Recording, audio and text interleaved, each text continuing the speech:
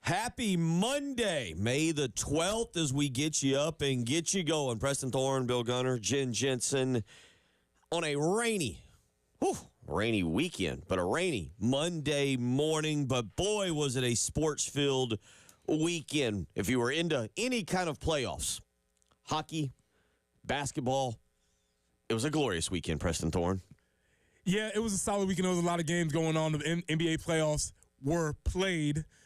I think I saw the worst game I've ever seen in my life. The Denver Nuggets versus the OKC. I think, I'm not sure, but I believe the score was 17-8 at the end of the first quarter. They had went 1 for 20 on 3 points, 3-point shots at the end of the first quarter. It was very bad. It was very bad. Almost to the point where it's like, are they going to miss another one? I feel like the NBA playoffs are boom or bust. You either watch and you're like, man, this is an epic game, or you watch and you're like, oh, this is not good basketball at all. It was something. It was something. But I was watching it. So yes, NBA playoffs were happening this weekend. NHL playoffs happened. The Carolina Hurricanes, our buddy that we met on Friday, Dr. Greg Little with Midlands Technical College, and thank you to them for having us out on Friday. But he enjoyed his Saturday evening, I would assume. The Carolina Hurricanes just thump Patrick Peretz, Washington Capitals. And we got another one coming up tonight, 7 o'clock, but 4-0 on the contest on Saturday night. And the Canes have a 2-1 lead in that series. What is the basketball equivalent to a 4-0? Like, is that like a 20-point win? How big a win is that? Well, it depends. It depends because in this scenario, you get a couple empty netters or something like it's close, and then all of a sudden they pull the goalie and you get an empty netter, and now all of a sudden it turns into a rout. So is that one of those games where somebody would be like, well, the score is not quite indicative of what it was? Although I'll say this, and we'll have Patrick back on Wednesday likely, but Patrick talked about after game one feeling like the Canes too many shots on goal were kind of dominating. And I feel like that's what I'm seeing kind of play out in this scenario is Washington just can't keep up. Just Carolina's a good team. And I'm kind of pulling now for a Carolina-Edmonton. I really can get on board with just about anybody from the West in the NHL playoffs. Maybe Winnipeg is the only one that doesn't have some juice to it. I've been to a Vegas game, so I'm good seeing them. Edmonton has several stars on their team. The Dallas Stars are maybe the best team. I don't know. There's really good parity, actually, to be quite honest. But it has been a very good NHL playoff season. I'm excited about tonight. I'm kind of pulling for more rain. I know it's not 40 degrees or 50 degrees, and trust me, I am very thankful for that. But maybe a good soup tonight and a little bit of hockey playoffs with some rain. Because Seattle, I see a Northwestern kind of night. Sneak it in, yeah. If you can sneak in a soup, you can, because it's going to get scorching hot here shortly. So enjoy the weather. If you got a coat that you want to wear, if you got something that you want to put on, do it, because it will be hot. We all know that. So that was the pot. Well, there was one other. Should we go positive real quick, or should we do the Oreo here and switch to the negative from the weekend? I mean, I don't know what positive you're gonna mention, but you. Well, the positive is a very easy one. We can go back to a positive. Is that local? Well, yeah. Oh, hold the local, because I feel like you're about to gloss over the greatest comeback in UFL history. Oh yeah, Stallion up, baby. My Birmingham Stallions completed, and I watched.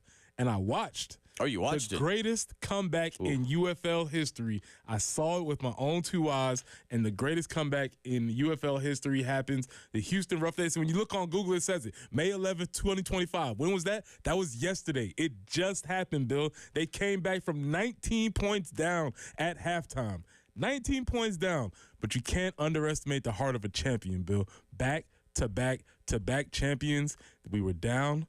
We had our fourth-string quarterback, who Skip Holtz had just called up. He just came as his first week playing. He used to play for Skip Holtz down in Louisiana.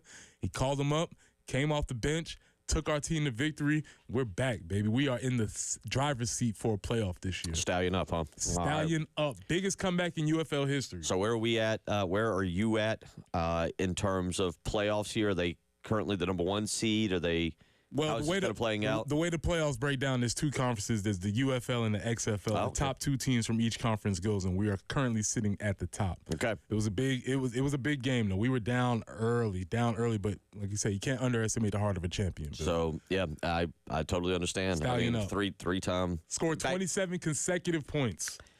So there's your UFL update. Birmingham Stallions rallying from, you said 19 down? 19 down at halftime. At halftime. But that's not even the point because they had just scored. They were actually down by 25. I was going to say, I thought it was 25. Yeah, they were down by 25, but they had scored going into halftime to sort of start the So momentum technically going. down 25 and rallied from 25 down. Correct. That was quite the storyline yesterday. And Stallion up. Also gives you an idea of what the atmosphere was like at the Mother's Day celebration at the Thorne household. Stallion up. Saw very bad basketball in a UFL game. Oh, boy, what a day. What a day. Lot going on. We're going to have a fun week. PGA Championship will get going up at Quail Hollow. It's going to be wet up there, but it'd be interesting to see that. We'll get into more storylines. There's going to be a lot of storylines from that coming up this week, and we will cover that a good bit. Rory McIlroy going for back-to-back majors. Did winning the Masters kind of release the pressure off of him? Jordan Spieth going for a career Grand Slam. Is that something he can accomplish? Is Scotty Scheffler the best golfer in the world right now? What about the LIV guys coming back? We're going to have a lot of storylines from that. So I'm excited about the PGA Championship this week. So we've opened with NBA playoffs, NHL playoffs, Stallions, the Birmingham Stallions, Stallion up, PGA Championship. Also, we get into Spencer Rattler's future. Well, the time is now. The time is now, here. Spencer. It's here. You've got to be ready. It's here. We'll talk a little bit about that. But, no, the positive of the weekend. Okay. Ashley Chastain Woodard and softball. I think I was a little surprised. It makes sense, but I was happy for them yesterday. Maybe a little surprised, but they will be a top 8 national seed. They are in line to host now the regional here this coming weekend. And then, Preston, get through that, and you get to host a super regional as a national top 8 seed. Really cool accomplishment. They were in a regional last year, so let's not just act like this is some massive turnaround. They're not going from worst to first, but in this conference that we've talked about, the SEC, to get a top 8 national seed is quite the honor. Yeah, it's a huge deal. It's a huge deal, and you're right. They were in a regional last year, but I believe I read they haven't hosted a regional since 2018, I believe, or 2019. So it's been a while. I think that's what I saw. I think it was 17 or 18. Yeah, so it's been a while. Again, when you start putting those numbers together, 7 years since they've hosted a regional. It's been a long ride since then. So being able to host a regional is a great opportunity again for folks to get out there and see this team. This is my favorite time to be a fan of a team because, again, you may or may not be that into softball, but when your team is playing good, you be like, oh yeah, let's get on this bandwagon and let's do it. So a lot of fun for them. A great way for them to enter into the postseason. A great way for them to enter into the postseason.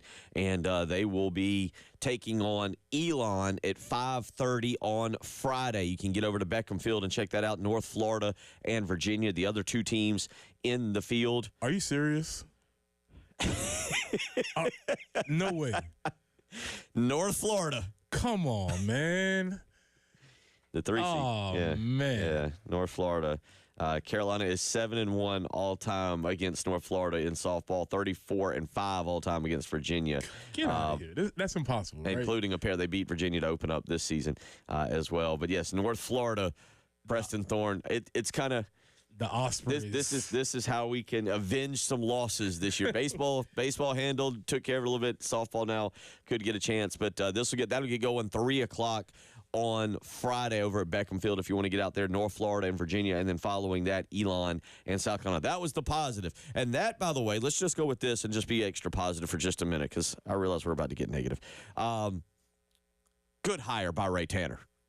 Ashley Chastain Woodard. Way to knock that one out of the park. Grand slam, if you will. Type hire, Preston Thorne. Yeah, so it had all the makings of things I like in a hire. An alum, somebody who's up and coming, somebody who's winning on the way up, the trajectory of that person. I do like those ingredients when you're thinking about hiring somebody. That doesn't always work. It's a chance. Obviously, taking a chance on somebody who hasn't coached at this level, That is a thing. The alum thing doesn't always work all the time, but in this particular case, it seems to be working right now. This year it has definitely worked. So congratulations, kudos to them.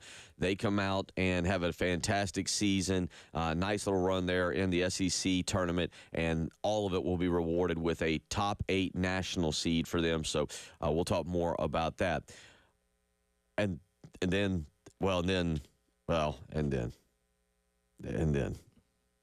there's baseball. It's not going well. It's just not going well. Some would say it's going bad, in fact. Some would say it's not it's going terrible. We asked the question if we have reached rock bottom, and my position is no, we have not. How can it get worse? Oh, it can. Historically, we are on track. We are on track, provided some things happen or do not happen this weekend. They've given us some life and some reason as to watch this series this weekend, because we have a chance to set a record historically. Could be witnessing history. Now, when people say witnessing history, they usually think that's in a positive light, but history could be made. Who are you punishing by telling to watch this weekend? I'm just telling you, if you want to ever say that I was there, this is a weekend you might be able to see it. Not the thing. Fourth straight game of giving up double-digit SEC game of giving up double-digit runs. The run that South Carolina is on right now, Preston kind of alluded to it, a little unprecedented. And, yeah, I guess if you want to take it a step further and say you can witness history, you can do that. Friday, South Carolina loses 11-10 and then 11-3, Preston. That is 4 consecutive games of giving up double-digit runs.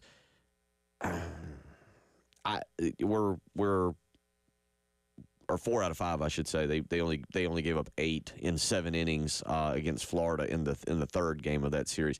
By the way, just for the record, if you're interested, they're going to trot somebody out. Monty Lee will be on with Jay and Elijah today at 5:15. It'll be Monty Lee who steps to the mound, if you will, to field the questions from Jay and Elijah. Whew, okay. You draw the shortest straw? I don't know. Let me just, if today at 5:15, so what, roughly about 11 hours from now at about this time, Monty Lee will be the guy who has to deal with Jay and Elijah on the. Did they do rock, paper, scissors for that? How they do that? I really feel like Paul looked around and was like, Monty, you've been here. You're taking one for the team on this one. You've been around here.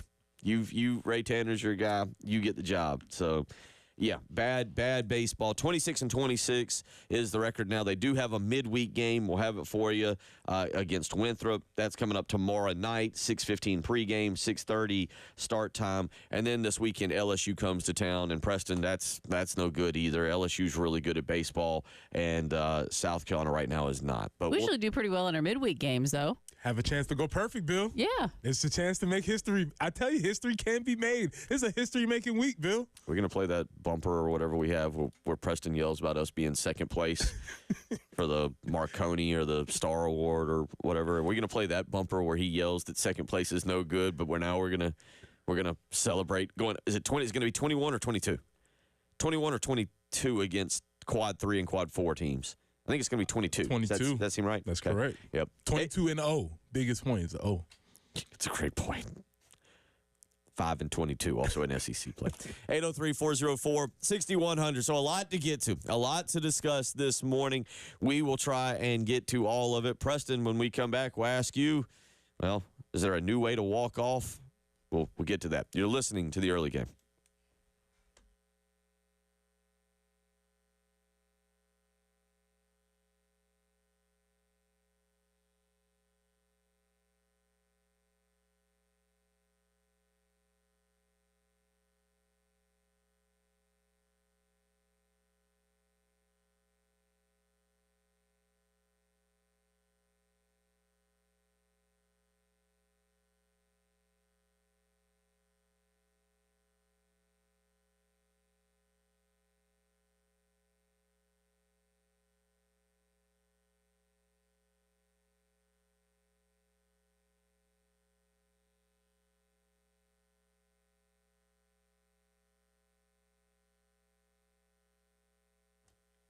Bill Gunner for the Mortgage Guru, Jacob Crowder and First Palmetto Bank. Again, it was just about 5 years ago at this point that Jacob was helping me get a great interest rate, a great loan on my condo out on Lake Murray, and he can do the exact same thing for you.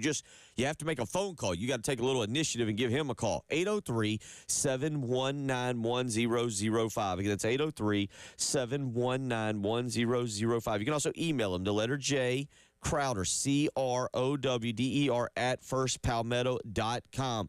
Obviously, interest rates a little wonky right now, kind of all over the place, but you can give him a phone call and see what products are available for you, maybe what your interest rate would be, what your down payment would be, what your monthly mortgage payment would be, and those are the important things. So call Jacob Crowder today, 803-719-1005. First Palmetto Bank, locally owned and operated right here in the Midlands.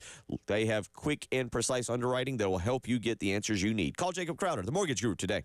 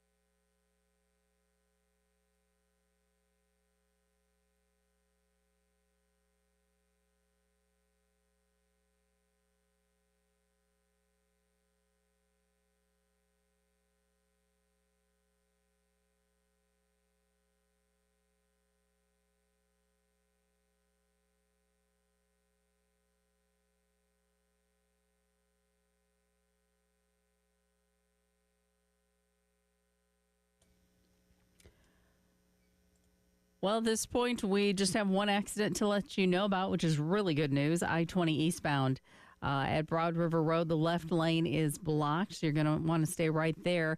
And I say it's good news because it is a mess out there, and hopefully we don't have any other delays or any other accidents this morning. But you are going to be mindful of the fact there is going to be standing water. So do be careful today. Heavy thunderstorms are likely today, and some locally heavy rain. So it's just going to be a mess today. 74 for the high with those heavy thunderstorms.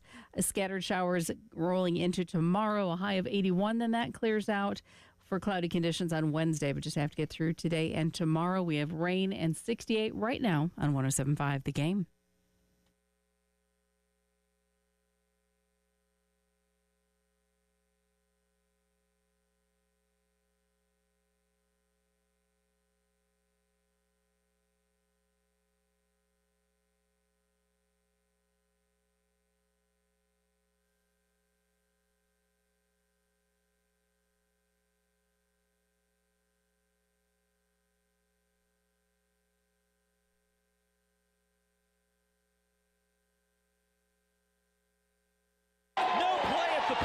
play at first. Ball game is over.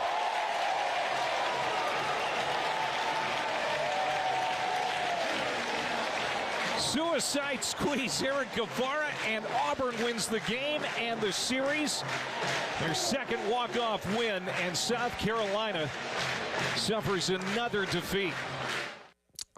The old walk-off bunt, kind of like the old tip-in at the buzzer to win the game. Maybe a little bit different, but that was the call. Game 2 on Saturday afternoon. It was a safety squeeze, sir. It was not a suicide squeeze. Get your terminologies correct. It was a safety squeeze. Suicide squeeze is when the runner leaves and steals home. Regardless, he's going anyway. The safety squeeze is when you wait for the bunt to be laid down and then the runner runs. Get your terminologies correct. We didn't lose on the suicide squeeze. We lost on the safety squeeze, Bill. We lost. Could have hit it to the wall. Could have hit it out of the park. Could have hit it anywhere. It ended up with a loss, but Preston Thorne, oh boy, this was just another example of just none of us. You were being a little facetious and everything when you said, what'd you say, seeing history or whatever, but none of us have seen what is occurring to South Carolina baseball right now. Yeah, I mean they're getting beat every which way you can, and I think that was the way when the announcer says another. South Carolina's like, all right, man, I don't know what you're doing right there, but you're being pretty aggressive with that another. But when you lose games, you lose all kinds of ways. However,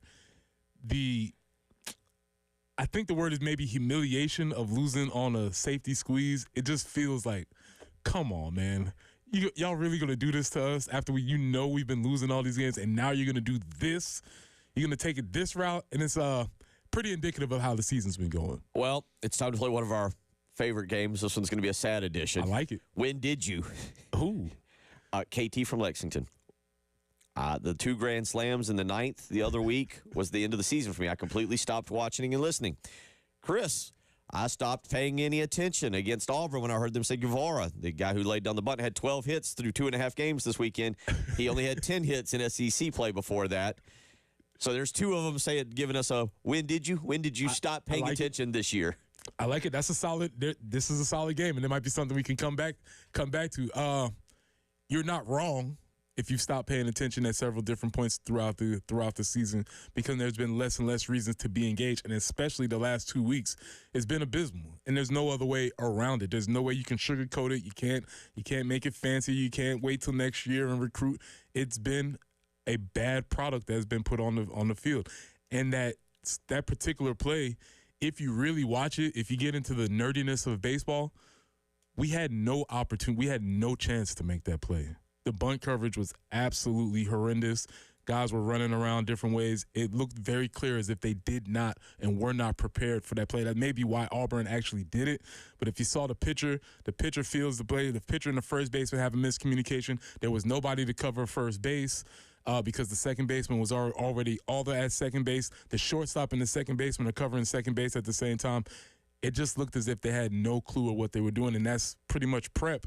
That's coaching, that's prep, that's everything you want to. They had no opportunity to make that play. So, yeah, it's a humiliating way to lose for sure, because it just feels as if they took advantage of you. South Carolina in the last 6 conference games, Preston Thorne has given up 85 runs. 85 runs to Florida and then to Auburn this past weekend. And again, we mentioned you get Winthrop coming up on Tuesday night, so maybe a little bit of a reprieve. But when you give up 85 runs, it's fair to question now, has the coach lost the team in the locker room? Like, is that team, it's such a different age. You talked about in 02 or 03 where the team basically was like, we're done. Your team was done. They finish out this Clemson game and let's get the heck out of here and get to Christmas and get home to see the family. In this day and age with NIL and with transfer portals and just everything you can do, it's very fair to question, has Paul Mainieri completely lost this team? And I think the answer is actually, unless somebody sees something that I don't see, I think the answer is pretty clear. Yes. Yeah, I think it's pretty straightforward. You look at the results from these past games, and it doesn't seem to be improving in any route. Yes, they did play a close game against Auburn, game 2, but the rest of the games have not been. And even significantly, when you think about the numbers, You just hit 85. In six games, yeah. Right. Without quick math, I don't think a double-digit runs in baseball is good. No. Right? Whether they're earned runs, whether they're errors, however you want to combine them. And so, yeah, it's really simple. They're not able to pitch on a lot of occasions. They're not able to hit on a lot of occasions. And so I just look at things from a football standpoint. If we were talking about football right now and the offense was inept, we would say, hey, what's going on with the offensive coordinator? Or if the defense was inept, we'd say, hey, the defense. Matter of fact, we've done this. We've done this on the show. We've put Clayton White under the microscope. Dow Loggins, we had a whole conversation about them. It's the same conversation you have to have about baseball. Hey, the pitching's not good. What's going on with the pitching coach? Hey, the hitting's not going well. What's going on with the hitting coach? I think that's a very fair, honest conversation that needs to be had when you start. Say that number one more time. 85 runs. That's a fact. That's not piling on. That's just saying the numbers. And there's probably way more numbers that you could dig into that would make it even worse. It's 85-18 is the score over the last six games. No midweek game last week because of exams, but 85-18 is what you've been scored. And at that point, yes, you ask the question, did Paul Mainieri lose this team? Has he lost the locker room? Has he lost the faith of the players?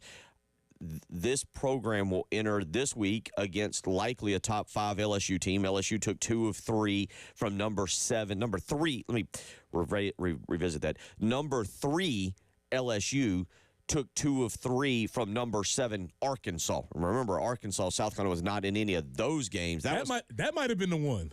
When you say, like, when did you stop? That series might have been the series. I think there's going to be people who will say the way the Clemson series played out. I think there'll be people that will say the Oklahoma game in which they blew that series. I think people will point to the Arkansas series. I think a lot of people might go with the Texas A&M Saturday game, I think, when they gave up 8 runs in the ninth. Double grand slams. The double grand slams. There's ample opportunity for mini games. We laugh because that's all you can do. There's ample opportunities, but 85-18. John Whittle, and of course we'll have Jamie Bradford coming up in 30 minutes, or about 45 minutes. We'll talk more about this. Jamie Bradford coming up at 7:15 this morning. But to go back to our point, Preston, the future of this program, the guys that return, you have to have guys that are completely bought in. There's going to have to be a lot of self-evaluation on all sides of this coming up, really starting next week before you go. Who cares about the SEC tournament? I mean, I know you can go and win it, but at this point, who cares? Seniors, I don't know. They might be looking like, wonder what my draft stock is. They might be looking over at Rasul Faison and be like, hey, man, what's your attorney doing after this? I might be wanting my one more year of eligibility, but not here. 803-404-6100, how you can weigh in if you want to do so. Come back, get into a little bit of softball. They are positive. We can get into that. Ashley Chastain Woodard, what has made the season work? We'll discuss that. You're listening to the early game.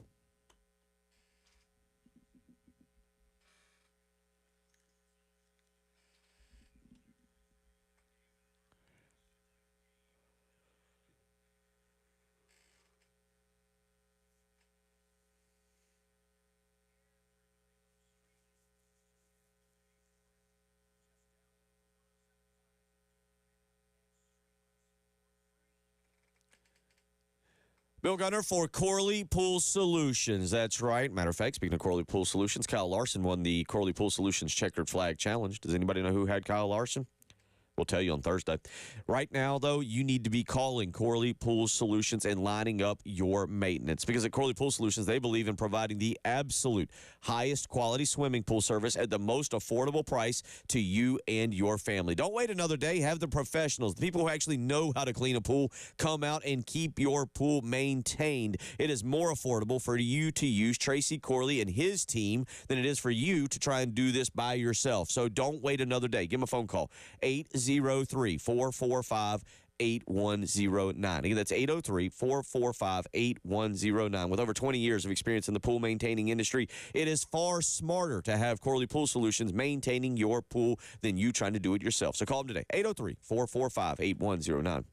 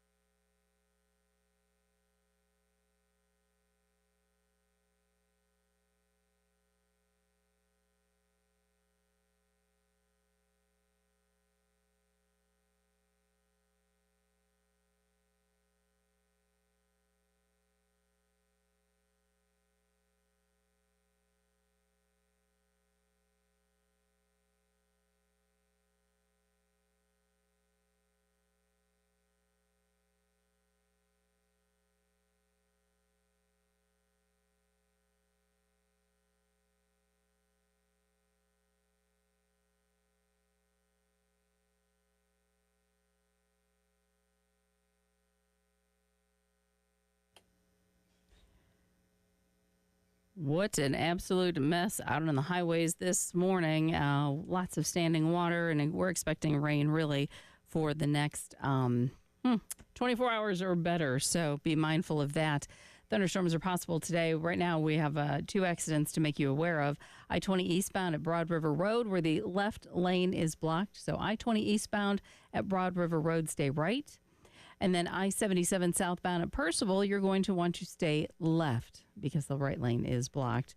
And again, rain today, heavy thunderstorms possible, 74 for the high. Some scattered showers tomorrow, and 81. We have some rain in the Midlands right now, and currently 68 on 107.5 The Game.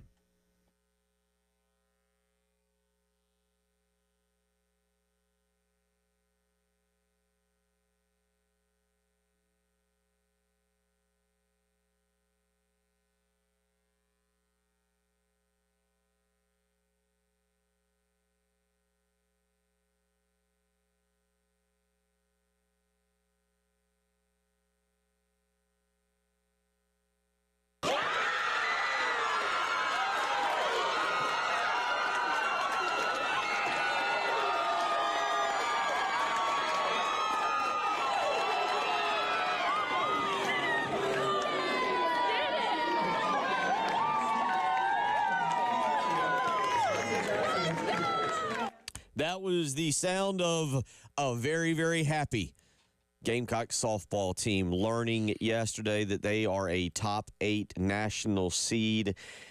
A great year.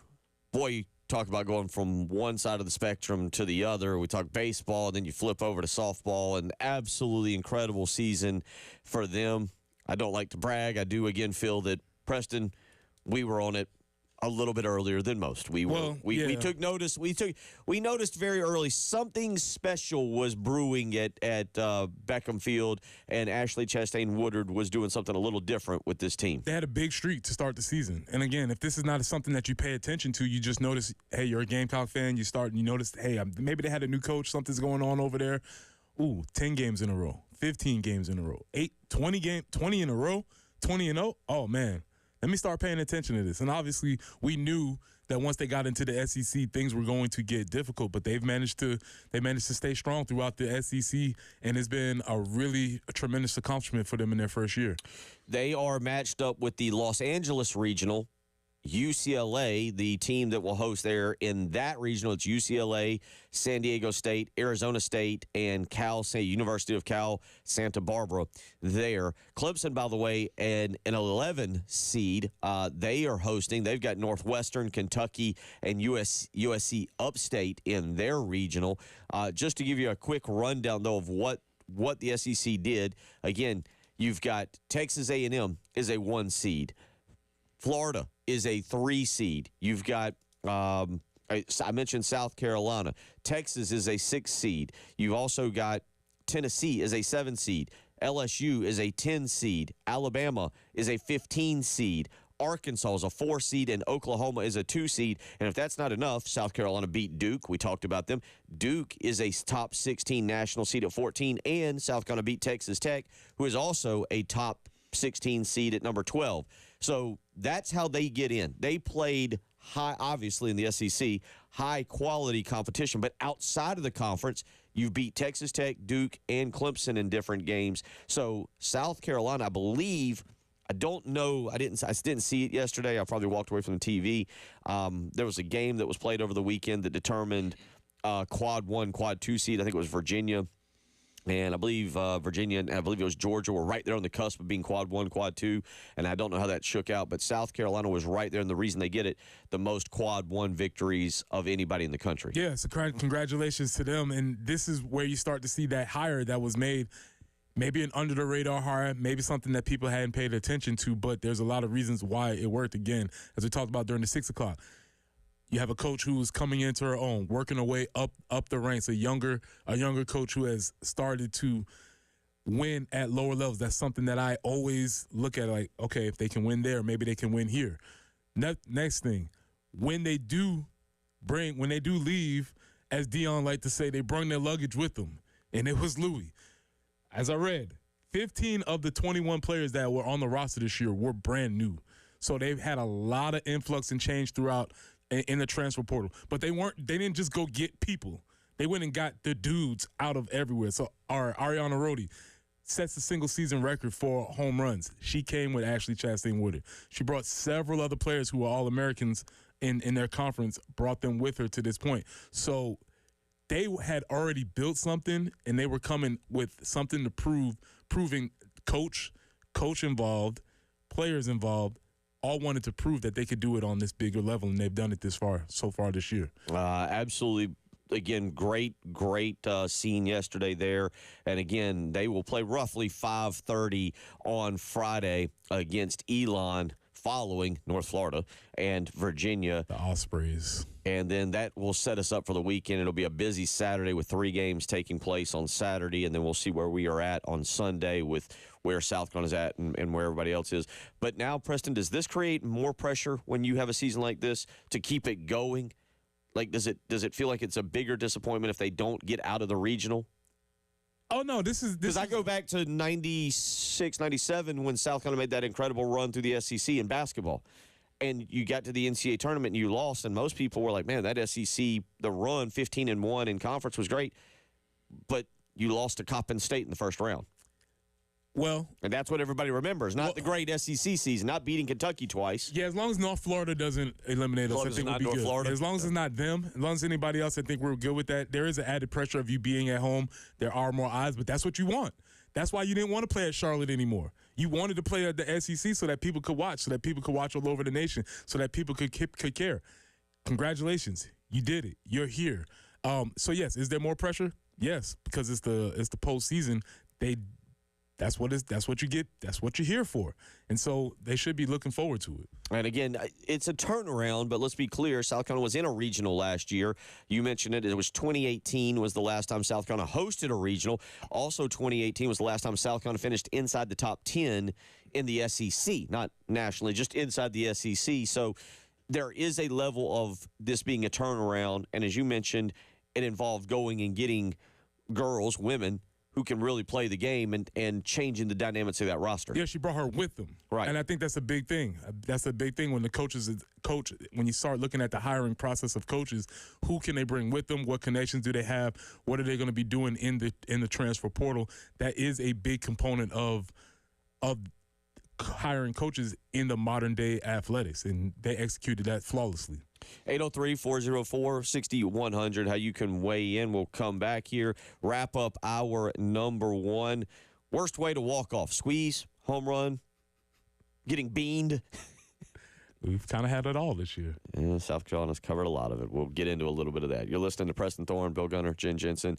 Monday morning edition of the Early Game.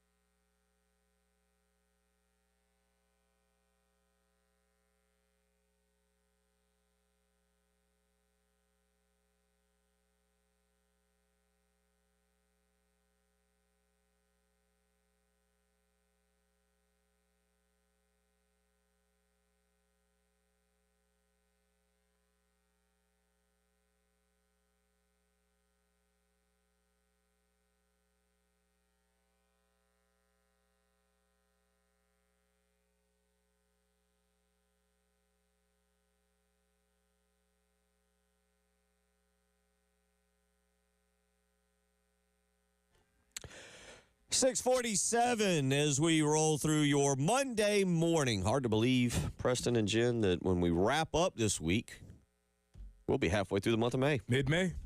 Teachers right now, can you sense this? Can you feel it? Yeah, you definitely have a countdown clock. I don't know whether you have it posted publicly, but it's definitely in your mind about how many days are left for sure. Well, I know the kids are noticing because I think for my two, I can't speak for everybody, or at least Gilbert and Lexington and District 1 out there, I believe we're into like 8 days left. Mm-hmm. So you're right there at it. Like, yeah, it's there. It's you can see it, you can taste it, but you gotta finish. You gotta finish, man, because anything can happen in a school building in the last 8 days. You can get beat with a walk-off butt. Anything can happen. You think you're in the clear? It's not over until that last student leaves the building on that last day, and oh man, what a feeling that is. 803-404-6100. A couple of y'all have weighed in this morning. Ronnie, going back to one of our questions, when did you kind of stop watching? He said after Clemson. I think that's a little unfair, though. I feel you. I understand it was a sweep. We weren't defending it, but all of those games were close till the very end, which we found out was indicative of the rest of the season. So maybe you were just ahead of the curve, but I felt like that was a little bit early. I understand what you're doing, but I felt like that was a little early. Yeah, I think it just depends. That Clemson series early in the season, but certainly that's a point right there. 803-404-6100. Let's get out to the phone lines. Andy wants to weigh in on the women's softball team. Andy, how you doing this morning? What's on your mind? Good morning, everyone. First off, everybody stay safe on the roads. It is really coming down here. A lot of water on the roads if you're out driving. But I wanted to talk about the girls' softball team because they've exceeded expectations. They were supposed to be dead last, and they have done quite well for themselves. And the reason I like them is because they look like Tanner's bunch from back in the day when we were going to championships and winning championships.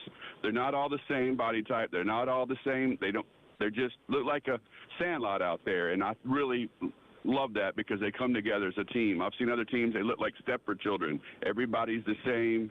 It's just like they have a body type and they go after that body type. So I definitely just want to give a shout out to them. Definitely. Everybody's the same. Yeah, that was what we discussed there in the previous segment. Thank you for the phone call, Andy. And Preston, when you've got like your first two teams, 2000 and 2001, when you're winning and it's kind of fresh and new, good things just seem to happen for you.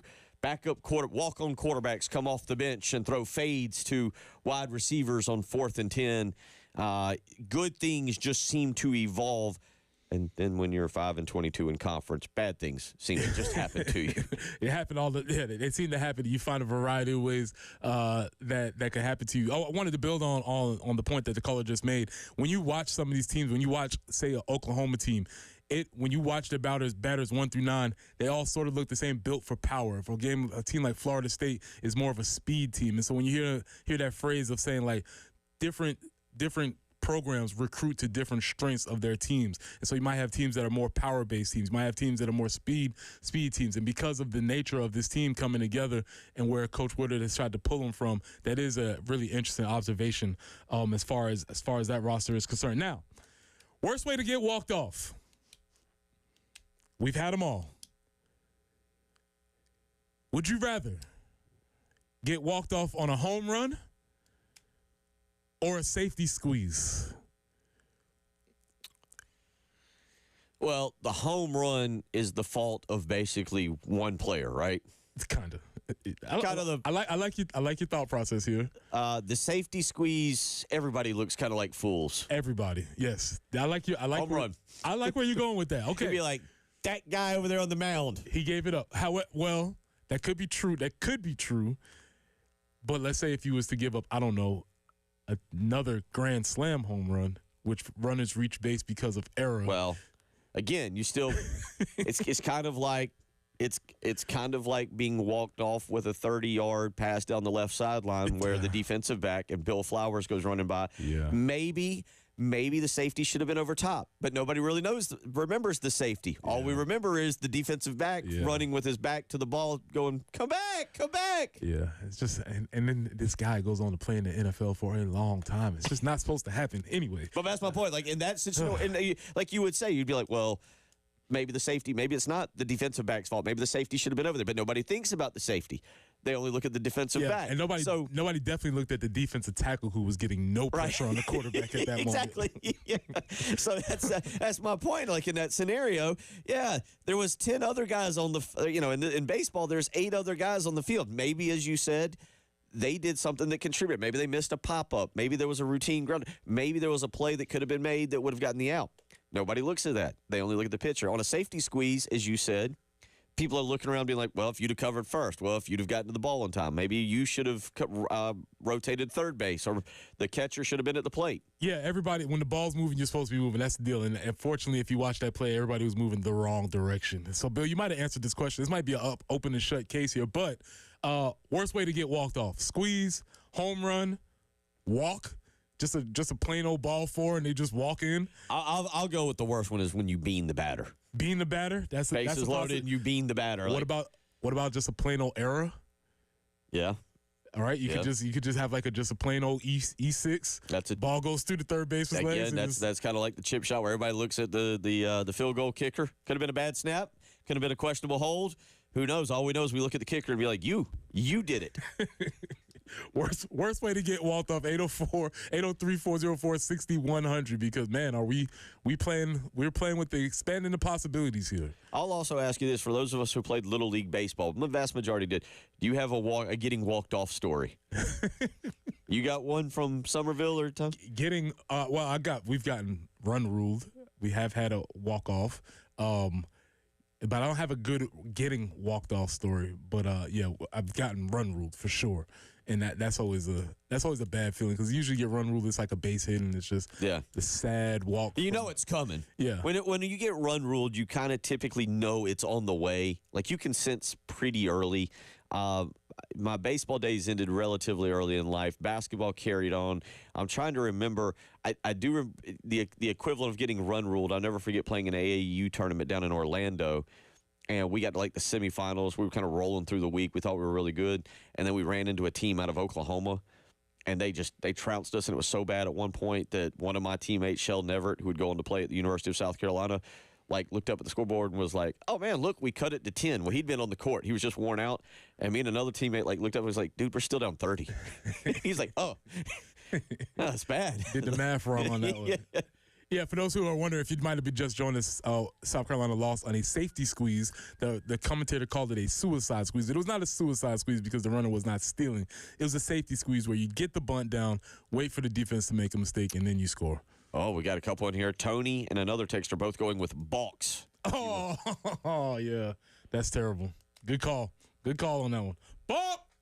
Another texter says, me and my son were listening to the game on Saturday when the Auburn kid laid the bunt down to win the game, and we both sat there. We could not believe what had just happened. There's a lot not to believe. But there is hour 2 on the way.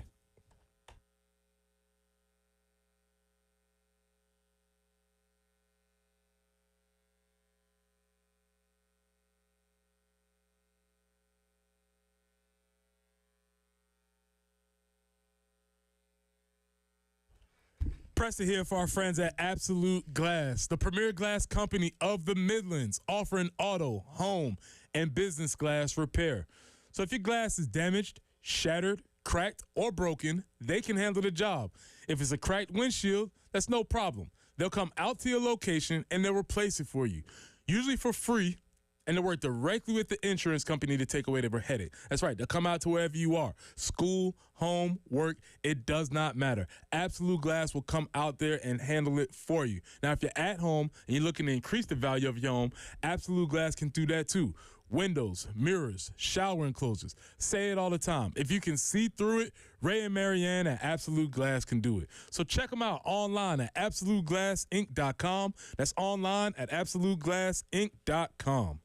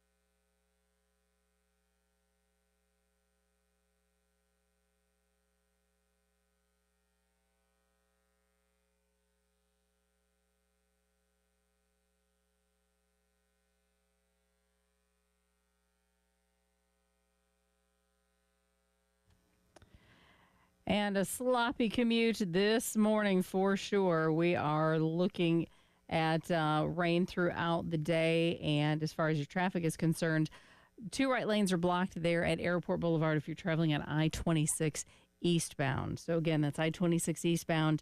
Right at Airport Boulevard, you're going to want to stay left. The 2 right lanes are blocked. There's a tree that is down. So, aside from that, other traffic reports or other accidents that we had listed have been cleared. Good news there, but be careful. A lot of standing water today.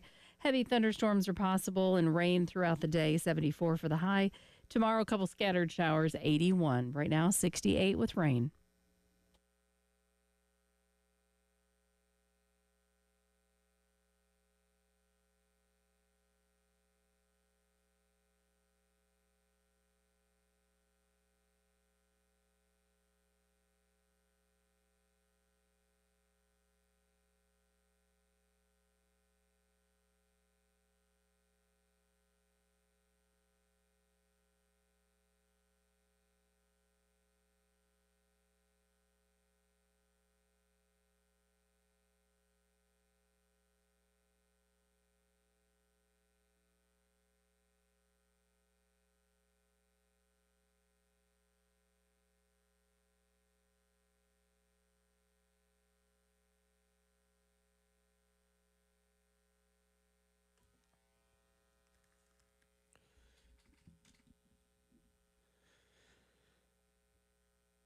Seven a.m. hour 2 here on a Monday, May the 12th. Preston Thorne, Bill Gunner, Jen Jensen getting you up. Be safe out there, especially here in the Midlands where it is expected to be nasty. It's rainy out there. So as you make the commute, one of the final commutes, one of maybe the final 8 or 9 commutes of the year, trying to get the kids to school here as we wrap up the academic school year. Preston Thorne athletics still has a little ways to go, but the academic school year coming to a conclusion. Be safe out there. Be safe as we get you going here on a Monday morning, fresh off of a busy sports weekend that saw NBA playoffs, NHL playoffs. We've got the PGA Championship coming up this week up at Quail Hollow. That's going to be a lot of fun to get into. There was great news for women's softball. There was more baseball played by South Carolina baseball. All of that, Preston Thorne, from a fun, wild weekend. And none of what I just said included the largest, was it the largest comeback ever in UFL history? The largest comeback ever in UFL history by my Birmingham Stallions yesterday, May 11, 2025. The Birmingham Stallions scored 27 unanswered points to come back and win the game, which puts them firmly in, their record is now 5-2. They are firmly in the lead for the top spot in the UFL side of the bracket. Because there's 2 sides of the bracket, Bill. There's the UFL side and the XFL side. The XFL side is because the 2 leagues merge together. Yeah. And so the UFL side is with the Birmingham Stallions, which they are back-to-back, 3-time champion. Can't underestimate the heart of a champion. Skip Holtz, let's go. Stallion up. A dynasty unlike anything we've ever seen in the UFL, XFL era. Stallion up. Big day. So we have had all that. Playoffs from the weekend. You mentioned it, maybe one of the worst basketball games you had ever had to witness in the worst first quarters. The worst. I think. The worst. I think it was, I've never seen anything that particularly bad. It wasn't particularly entertaining, but it was wild that these NBA players were missing so many shots. As I said, the final score at the end of the first quarter was 17-8. I've seen JV boys basketball games be worse than that at the end of first. That's what it felt like. The amount of shots they were missing, it felt like I was watching a JV game. It was just like, oh, you missed that one too? Another one? The only problem was it had all the trappings of an NBA game, the passing, the athleticism. Dudes were just bricking. And not just bricking, air balls. Russell Westbrook shot 3 which is not that different for him. Particularly, it's not too out of the character for him. But he shot 3 air balls in the first half. But anyway, OKC goes on to win the game. And so they tied the series up. Both teams, this is what Preston's talking about, is Oklahoma City and Denver yesterday. Both teams, I don't know if I've ever seen this stat. Both teams shot 24.4% from three-point range. I've never seen it where it's 24.4 for both teams. Denver yesterday was 11 of 45 Oklahoma City was 10 for 41. This is the point where the old man comes out and looks for the cloud, finds the cloud, and raises his fist at it. Because, Preston, I mean, this is NBA basketball now. This is Steph Curry. Steph Curry, this is all your fault. Cute, cuddly. Your daughter was phenomenal. We all loved you years ago when it was the Splash Brothers and Klay Thompson. Y'all were just shooting threes left and right. Yesterday, Denver shot 80 total shots. More than half, 45, were three-pointers. Just close to him. Oklahoma City took 87 shots yesterday. 41 of them were three-pointers. Welcome to the – I mean, this is – if you like it, you love it. The young kids do. But this is the NBA now. Let's get down. Let's fire up a three-pointer. Yeah, they were launching. They weren't hitting the shots, though. So it's not a very attractive brand of basketball when they're missing so many shots. I mean, possession by possession, going back and forth, shooting threes, missing, shooting threes, three and up. It's not attractive brand of basketball as that, but that doesn't tend to happen. You would think it would open the door for more guys to have double-digit rebounds. 4 of them yesterday.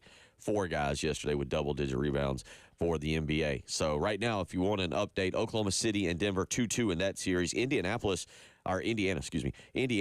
up 3-1 over the Cavaliers. I know a lot of people are like, wait, the Pacers are good and the Cavs are in the playoffs. Cavs are great. Well, they're on the verge of being eliminated. They won 62 games this year. I mean, they were phenomenal. They were a great team this year.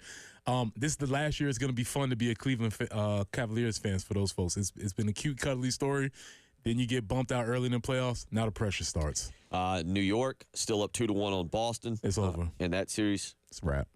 Boston's about to come back. Yeah, it's over. I told y'all, the Knicks won the first game when Boston missed. They missed 45 three-pointers, and the Knicks won by 3 points. I said they were in trouble then.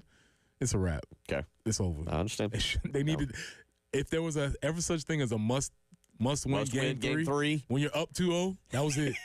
And they lost, and it's a wrap. Those two will take back to the court tonight. That game set for 7:30 on ESPN. Boston at New York.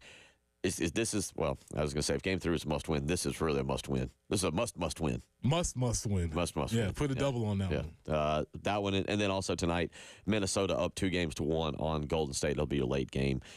That's for the NBA playoffs. Speaking of the NBA playoffs, let's get out to the phone lines. Joe wants to weigh in on basketball this morning. Joe, how you doing? What's on your mind?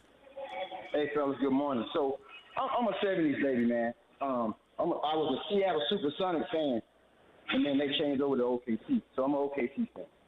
But I don't like watching NBA anymore, man, because everybody sits at the 3-point line. It's just like every other shot is from the 3-point line. You know, and I have confidence in OKC, but I don't know if they're going to win it or not, especially when you just rely to sit on the 3-point line and shoot the ball. Basketball is not fun to watch anymore, man. I just wanted to comment on that, man. You guys have a good day, great show. Be safe out there, all you people that are driving. Stay home if you can. I appreciate it. Have a good day, fellas. Yep. You too, Joe. Appreciate the phone call. Do you agree with him on that? Because I feel like I do the NHL stuff. I feel like you've been involved in the NBA on this. Do you agree with him that it's not that fun to watch? I think it can be. I think the NBA can be a lot of fun to watch when you let the athletes play. When the athletes go out there and play. When you have guys like Ant-Man. When you have SGA, Jokic. There's a variety of guys who can get the ball, score in different ways. But as Joe said, the dorks and the nerds have made basketball into analytics where they said, well, a 3 is worth more than 2. Duh, we get that. But it's not fun to watch when you watch those games. So there are a lot of stars in the NBA, which makes watching the athletes and watching the athleticism and watching the action when they play basketball is fun. But to Joe's point, when everybody's just standing around, sitting and waiting for a dribble kick 3, that does get redundant, especially when they're not making them. NHL tonight. Again, our good buddy from Friday, Dr. Greg Little. His in mine and mine now. I have to make sure I get in there. The Carolina Hurricanes, they thumped the Capitals on Saturday night 4-0, and they took a 2-1 series lead. And that they will be back on the ice tonight, taking on the Capitals up in Raleigh. Chance to go up 3-1 in that series. It's been a really good playoff so far for, I think, the NHL. I hadn't looked actually at the ratings. I say that out loud, so I'm not sure who's got the higher ratings. I did see where the NBA ratings were up more for round 1. Ratings were up higher than they'd been in previous years. Yeah, the NBA business is doing fine. Contrary to popular belief, NBA business is doing doing fine, especially when you get into the playoffs. People are watching the games. People share NBA clips. There's a social media component of it that they have over other leagues. NBA is doing fine. Also from the weekend, the retirement of the one and only Derek Carr now opening the door for Spencer Rattler. Your time in New Orleans starts now, and you're in a quarterback battle already. Yeah. If I was a Saints fan, I'd be very curious about this. I don't know if they were planning. I don't know if this was something that they wanted to happen or something that they were planning to happen. Doesn't feel like the drafting of Tyler Shaw,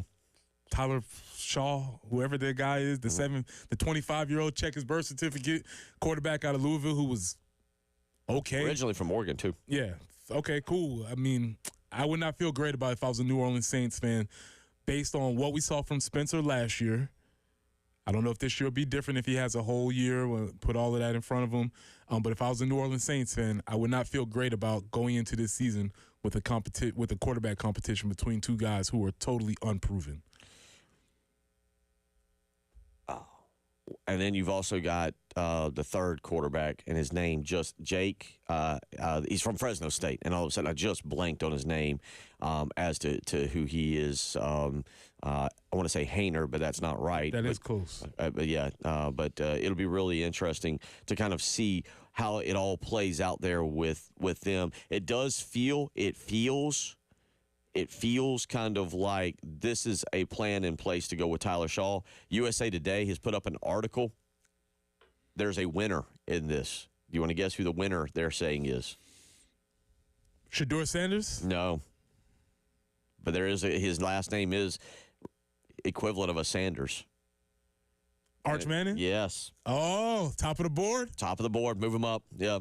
Following in Granddaddy's footsteps. Okay. There's something to that. Yeah, I got a picture. I took a picture of this from Twitter. I just want live reaction, Bill. Just look at Jake Hayner's picture in this. Two of them look like a football player. One of them looks like he's modeling for some kind of cologne. He looks like the quarterback in a CW show, something like that. It looks like he's a team drop. Yeah, that's exactly. Yeah. There you go. It's Jake Haener, Tyler Shaw, and Spencer Rattler. If I was a New Orleans Saints fan, don't know how I'd feel going into this season. So we'll see. We'll see what happens there. 803-404-6100. We'll get back into some baseball. Jamie Bradford will join us. What is the future of this program? I'm not worried about this weekend. I don't care about the SEC tournament. I want to know the future of the program. Is this fixable next year? Can this be turned around in 1 year? I know we know they got the transfer portal and everything. We'll ask Jamie's opinion on that. You're listening to the early game.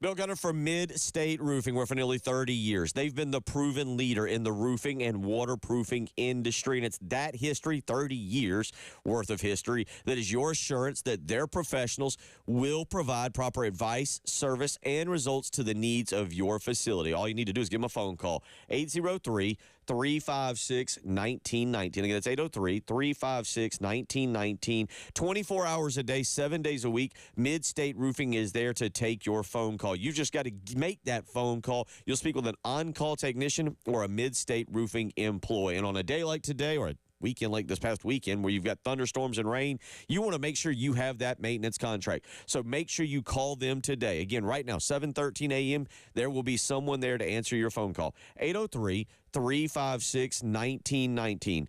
Give them a phone call today. Tell them Bill Gunner sent you. If you've got a leak, let Mid-State Roofing take a peek.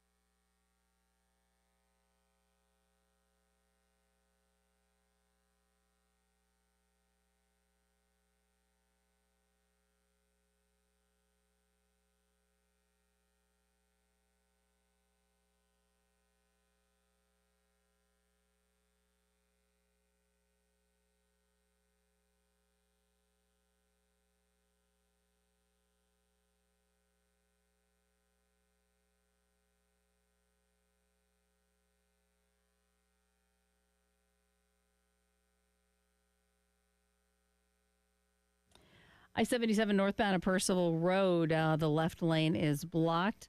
I-77 northbound at Killian Road, the right lane is blocked. So kind of a mess there at exits 15 and 22 on I-77 northbound. Highway 1 at Cox Ferry Road, an accident reported there. I-77 southbound at exit 24, an accident. I-26 eastbound, two different ends of I-26 eastbound at Columbia Avenue there, exit 91, and also at exit 119. We have a report of an accident there. So do be careful this morning. Lots of standing water and a lot of rainfall today. Heavy thunderstorms are possible. It's 68 right now.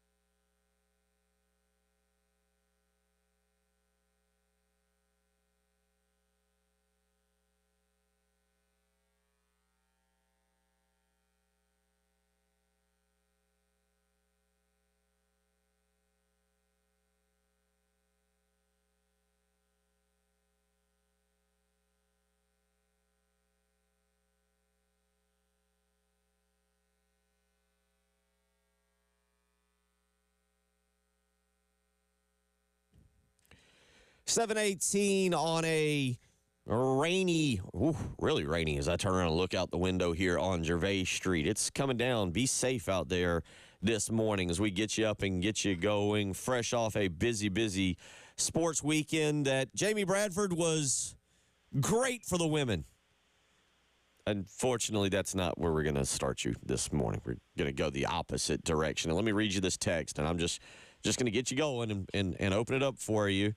But text message comes in this morning and says, I'd like to hear your opinion, but the walk-off play made me think that the players have already checked out for the season. They were not in the game mentally. You could also point your finger to the coaching staff. And welcome in on a rainy Monday morning. I hope you're doing well. But, yeah, that's our question. Go ahead, Preston. First of all, Jamie, the announcer called it a suicide squeeze, and I am correct in saying that it was a safety squeeze, correct? That was a safety squeeze there. All right. Okay. Yeah, just wanted to be no doubt about it. All right. I just wanted to be clear. So nobody got anything right except Auburn. Got it. Right. Yeah, the difference, Preston knows clearly. Have you already explained the difference? Well, that was earlier, Jamie. I need you to explain it one more time. Oh, no. Okay. Yeah. The difference is if he gets it down, you're going. If you're the runner at third. And if it's suicide, whatever happens. He better get it down or you're out. There you go. And God forbid someone not do what they did when I was younger and not get the sign and swing and hit a missile right up the third base line that almost hit me right between the eyes. You know, that's when you run all the way to home plate, tackle your teammate, beat the crap out of him in front of everybody because he almost took your life from you. Yeah, everybody got to get that sign. That's a sign. That's a key one to get. Yeah, that's the one that you make sure they give the sign back. Like, I got it, and then you give it again, and they give it back one more time. You're like, I got it. Okay, that's a good one. So, your thoughts on the weekend, though? Yeah, well, you mentioned the ladies. So first and foremost, hope everybody, although it was rainy, hope they had a wonderful Mother's Day over the weekend. Yeah, look, it's there's a lot of guys, I believe, that certainly are already looking towards the summer.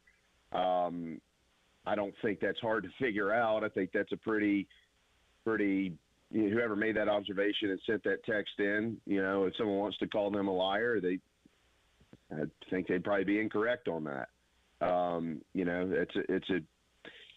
It's just where they are right now, guys. They just don't have it, and I don't think a lot of them really want to be there. And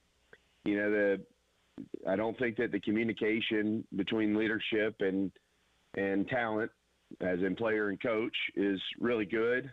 I don't know that there's a lot of respect between the two, to be quite frank. So. That's what you get. Now, I will also say this. I mean, that walk-off, that came the day after that debacle. So it's not like they totally mailed it in. They had some really nice at-bats. Bo Hollins had a great game and stuff like that. But when you don't have, all 30-plus guys rowing the boat in the same direction, you're going to have these train wrecks that they've had in the last couple of weeks. And, LSU's coming to town. So if anybody thinks LSU isn't going to try to score as many runs as some of these last couple of programs have, you're kidding yourself. You know, they're playing for a big-time national seed, and they're playing against their former head coach. So there'll be a lot of emotions going on there. And, right now it's about as low as it can get for Gamecock baseball. Didn't even think about this until you just said it. Do we have any idea on the number of LSU players? You said their former head coach, they're still on that roster that played for Maneri? I don't. I would imagine it's very few, if any. But, I don't. So the question is, to me, very simple, Jamie, and it is this how easy is this to turn around in 1 year? Because this is unacceptable this year. This is absolutely unacceptable. It can't be repeated next year. And as a matter of fact, I'm not sure you can look at it and be like, all right, well, let's just be competitive next year and get back to a 500, or, be respectable. It's almost got to be like, we got to get back to a regional and advance further next year. So my question is, how fixable is this situation? Is it as simple as, well, all right, let's just go to the transfer portal and pick out some new groceries? Or are there some fundamental issues with this team that they're going to have to be resolved? So I don't think that it's very easy to fix. Oh, boy. All right, and let me tell you why, okay? Because everybody thinks that the transfer portal is there. It's a lot easier to fix. That's true if you're able to keep the guys that are on your roster. And, again, I mentioned this to Preston last week. I'm sorry, but anybody that's bought into this whole fallacy or this falsehood that they just need to get rid of this entire team and start over, you couldn't be further from the truth. Like, you're so far away from the truth that you wouldn't know it if it hit you in the face with a shovel. I'm gonna tell you what's going to happen if things continue on the track. You can mark my words. You can bring me back on. We'll talk about it. They're going to have enormous numbers in the transfer portal. Okay. All right. Almost every one of those guys is going to be recruited by high-level ACC and SEC players. Okay. So anybody under the umbrella of they don't have the talent, you're wrong. Okay, they do have the talent. Now, do they have the talent to be what Arkansas is right now? Well, no. Nobody said that. That would also be an incredible falsehood. That's not true. But they have enough talent to be in the postseason and to do some damage. Additionally, a lot of the guys they brought into the transfer portal, they beat teams named Florida and Georgia and North Carolina and Arkansas and Oklahoma and Texas and Oklahoma State. Like, they went out, and recruited a lot of JUCO guys who were being recruited by a lot of dudes. I mean, Brandon Stone was the #1 junior college pitcher in the country. South Carolina got him. I mean, Jackson Susie was a top 10 guy. Like, they beat a lot of guys for a lot of really good players. Now, the transfer portal is there for you to replace the players that need to be replaced, not to replace the whole team. And so anybody that thinks they're just going to go out there and just replace a bunch of guys and then all of a sudden they're going to be winners, you're wrong. And I'll tell you another thing. Everybody talks about the lack of power arms. First and foremost, they have guys on this team who what you would consider power arms. Okay, they're younger guys or guys that continue to need to develop, like Jake McCoy and the kid out of West Ashley, Zach Russell, and Brandon Stone was up to 95. Brendan Sweeney was up to 97 in the fall. Aiden Palmer, who Florida really wanted, and the Gamecocks got him over Coach O'Sullivan and the Gators. They have guys. Do they need more? Sure, absolutely. They definitely need more. Bill, how many 95 to 100 mile an hour flamethrowers that actually throw it near home plate are going to be in the portal, and how many teams do you think are going to want those guys? You think there's going to be like 100 of them? Yeah, not many, and many teams are going to want them. Right. Exactly. So you win 25 games this year. How are you going to go get all those guys? How are you going to do it? You're not. It's not going to happen, Bill.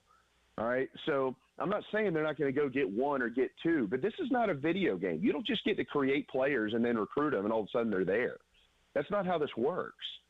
All these guys, every single team out there, whoever wins the national championship, guess what? They're going to recruit those guys too. And you know what? They're probably going to sign them. Okay? So it's ludicrous to think that they just need to just dump this roster and turn around and go out and just sign. Well, we need power arms. We need to go sign a bunch of these guys. Good luck with that. You might sign one or two of them. You might want to start with the guys you've got and develop for the future and then plug the holes. You think that you're just going to go flip this entire thing? That ain't happening. It's not happening. Use common sense. There are guys on this team who can play. Develop them. Fix the relationships between whatever problems they have with this guy on the staff or that guy. Fix them. Fix them. You can start within, and that's where they need to start. Preston? Yeah, you said the phrase power arms. I just want to get clear on that. Is that a velocity concept, or is that an approach concept, or both? I mean, I'm sure it's a combination of both, but in your opinion, what does that mean? Well, I mean, flamethrower would be a better term for today, but that's generally what everybody's looking for. Like, everybody else has these guys that, are consistently sitting 95 to 98, right? That's what everybody looks at and says. And that's true. Like, the best teams in the SEC, they do have a deeper, more powerful pitching staff than South Carolina. But that doesn't mean that they can't pitch. It doesn't mean that they should have the worst earned run average in the history of the program in the modern era. They have too much talent for that. They might not have the talent to have a 2 flat or a 3 earned run average. Of course, not many people do anymore. It's just not what it used to be when they won the national championships with like 2.1 team earned run averages. Those just aren't really there anymore. But go look at their ERA in SEC play this year, and then I'm telling you, I'll give you a task to do. Go to Google, type in ERA calculator, okay? So you just put in the innings pitch versus runs. Like it'll show you how to do it. I like this. Add up the runs that they have allowed in SEC losses, and you tell me next week what their earned run average is in games that they have lost in the SEC versus games that they have won in the SEC. Got it written down. Got it written down. You won't be able to. You can't stomach it. It will hurt you so bad. Essentially, they get the doors blown off of them when they get beat, and they pitch when they win. Now, injuries have attributed to a lot of their offensive issues this year, and a couple of the pitching issues, like Eli Jersenbeck going down and stuff like that. This team was too thin to have a bunch of injuries, but they're not this bad. So I'm going to defend the players. The players are not this bad. I think they've been piled on top of, and everybody thinks they just need to be totally replaced and wiped off the map. Go ahead and do that, and then look at all the rosters in the fall, and you tell me where all these guys end up. I promise you they'll be littered with ACC and SEC names. 803-404-6100. ERA for the last 6 games, 15.3 is what think I'm getting here. We'll come back and we'll get some more thoughts from Jamie. You're listening to the early game.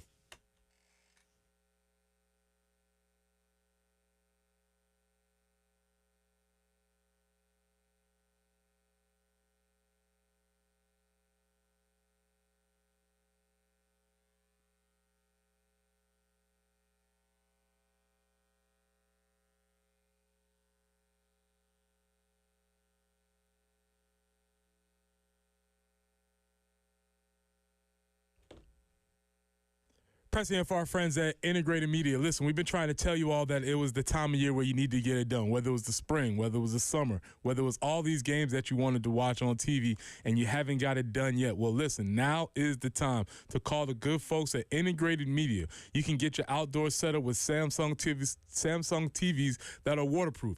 Think you might need that today? Absolutely you would. It would work for you today, so you can still be outside even when it's raining, still watching TV, enjoying your sports. You can have Wi-Fi that works indoors and outdoors, or Sonos outdoor speakers for TV and music, or my personal favorite, controlling all your devices from just one remote. So from home theater setup to adjusting your thermostat or monitoring your security system from your cell phone, Integrated Media is the company that you need to call. Call Nathan and Michael at 803-948-8327. That's 803-948-8327. Or you can reach them online at integratedmediainc.com.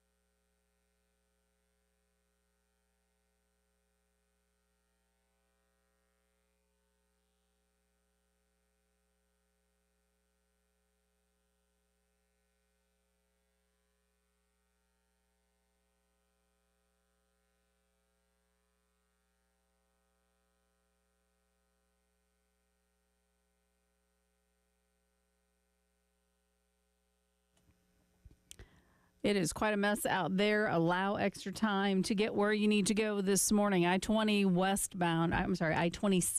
westbound at exit 119. A little bit of a slowdown there, but starting to get moving a little bit better. I-26 westbound there at exit 85. Also, there's a report of an accident where the right lane is blocked.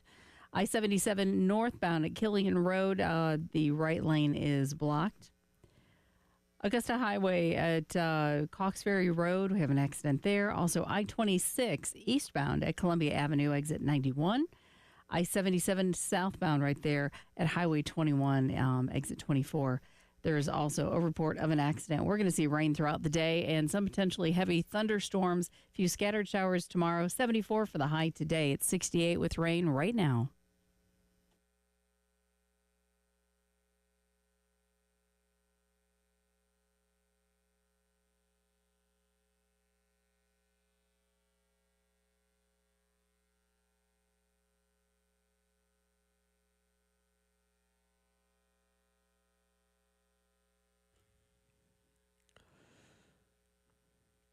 $7:35 as we roll along here on your incredibly rainy. Preston, I just looked outside. My goodness, be safe out there. It is absolutely coming down here in Columbia this morning, so try and be safe if you're out and about, getting the kids to school or whatever you may be doing, trying to get to your office or Monday morning commute. Jamie Bradford joining us as he does each and every Monday. A lot of baseball talk there. Now let's flip it around, Jamie, to Ashley Chastain-Woodard and the softball team. An incredible accomplishment. Now, let's be clear. They were in a regional last year, so it's not like a worst to first type situation, but still a top 8 national seed in her opening year. Should have probably won Coach of the Year. Not sure why or how that actually played out for SEC Coach of the Year, but an incredible accomplishment for them yesterday. Absolutely unbelievable. There's no doubt about it. She's setting a high mark for herself here at South Carolina moving forward. I was joking with her about that last week a little bit. Yeah, they've earned it. There's no doubt. This is the first time they'll host a regional since I think 2018, and that team went on to win 49 games that year under Beverly Smith, and that was that one, and then the 2023 team that won 40 games. Those are the only two teams that have done it in the last 20 seasons until this year's group came along. And here they are claiming that top 8, which is just phenomenal. They are something like 44-7 all time against the field as well. So I think that's a really good sign. And remember, the booklets will go on sale this morning at 10 a.m., I think, to I guess I know Gamecock Club members, but I'm assuming that'll be open to the public as well. But yeah, it's really neat to see this, Bill. And if you think about it, bringing those 6 transfers in from Charlotte with her, because they had 9 total transfers, which was the most in D1, but 6 came with her from Charlotte. It's like, what a recruiter. I mean, we're talking about like the stars of the team here, Lexi Winters and Ella Chansey and Ari Rhodey and Sam Gress. I mean, these are superstars, and they're all up there at Charlotte. She beat everybody for them. So if that's an indicator of what it's going to be like to watch her recruit here at South Carolina, I think that's a pretty good sign. There's no doubt about it. But yeah, they've got a great chance, and I'll point this out too. Because they're paired with UCLA, no disrespect to UCLA, who's got just an incredible history in the sport of softball. Because they're paired with them, though, they don't have to run into any familiar foes trying to get to Oklahoma City for the first time since 1997. They get to play all teams outside of the SEC, which is I think really, really helpful. Well, Jamie, obviously softball should stand on its own, but it's hard not to make the comparison when you just talked about the idea of last segment we were talking about the other program having struggled, will possibly struggle in the transfer portal. What does the success of this year's team for the softball team, what did that do for their prospects in the transfer portal?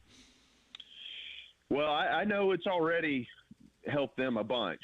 Mm-hmm. Like I said, I've spoken with Ashley about that a little bit, and they have to. I mean, the portal isn't open, so they have to be careful. Yeah, there's no doubt. I mean, they haven't broken any rules or anything, but I'm just saying, you get people reaching out to you because some of these folks, their seasons are over. You get, hey, how you doing? But the crazy thing is that the portal opens like while the postseason is being played.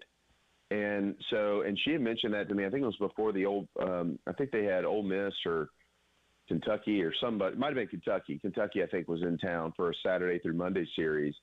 And she was like, yeah, it's kind of crazy because, you're in the postseason, you're trying to coach your team, and the portal is open.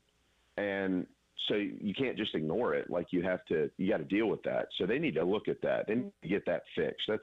That's kind of Looney Tune to me. But, yeah, I think that they certainly will have a great chance to go out and add some quality players because they will have some open spots that will need to be filled, especially on the pitching staff, and they're going to want to fill that with strong players. Obviously, again, I didn't realize that stat that you just gave, 9 transfers for Ashley Chastain Woodard, which the surprising part was that it led D1 baseball. Or D1 softball for her. Really interesting stat there. Do we know much about any of the teams coming? I know they beat Virginia earlier this year. Preston saw North Florida, who apparently we've developed a rivalry with now. But any knowledge of anything? Have you had a chance to look at Elon or North Florida or Virginia? No, I haven't. I mean, obviously they've all had really good years, but like I said, just the historical factor is on South Carolina's side, 44-7 all time against those 3 programs. That includes an all-time mark against Virginia. This is pretty wild. Talk about Virginia. Yeah, I noticed that too. Yeah. They're 34-5. Yeah, so they've taken down the Wahoos about every chance they've had, and I think you wonder if does that help one or the other because they saw each other in that season opening tournament over at Beckham Field. Remember, Carolina had to come back and win those games, both of them. They were down in the first inning, and they had to come back and walk it off and have some magic. Probably should have been the first indicator we had that this was going to be a pretty good group to watch play this year. But I don't think any of us really realized it then. And I think Virginia was also ranked 24th at the time when that happened. So, how much does that help? I'm not sure. We'll chat with Ashley this week and see how much in her eyes that it helps one team or the other, but they have seen each other, and I'm sure there would be something that plays into it. 803-404-6100. We'll come back, wrap things up with Jamie Bradford here on a Monday morning. You're listening to the Early Game.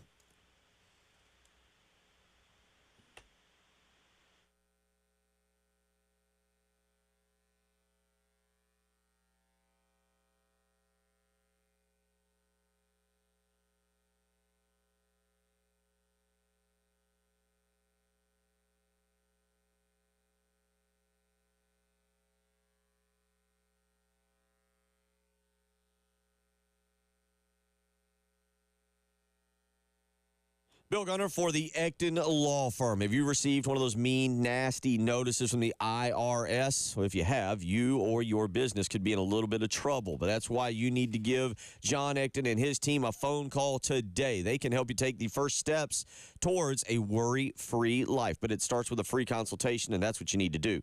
803-771-9800. That's 803-771-9800. Give the Ecton Law Firm a call today. Whether you're here in Columbia, Florence, Myrtle Beach, Aiken, Augusta, Greenville, Charleston, John Ecton and his team have proven local solutions that can help you navigate the IRS maze. But you've got to make the phone call, and time is of the essence. You don't want to wait another day. You need to make that phone call today. 803-771-9800 and help put those tax worries, make them a thing of your past. 803-771-9800. It's the Ecton Law Firm.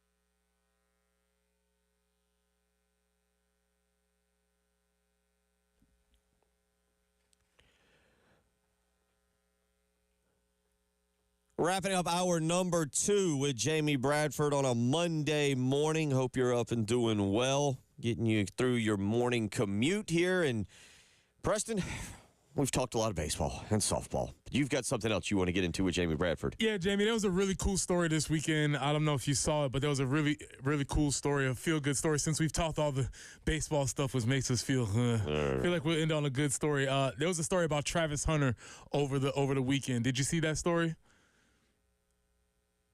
Didn't actually ever get a chance to see it. I saw like the headlines and I never read it. Gotcha. So you just reminded me. Gotcha. So what's going on? Good. So there was a weekend story about Travis Hunter, who was the number 2 pick for the Jacksonville Jaguars, and it was a story about him being on a flight. And I just want to read it quickly.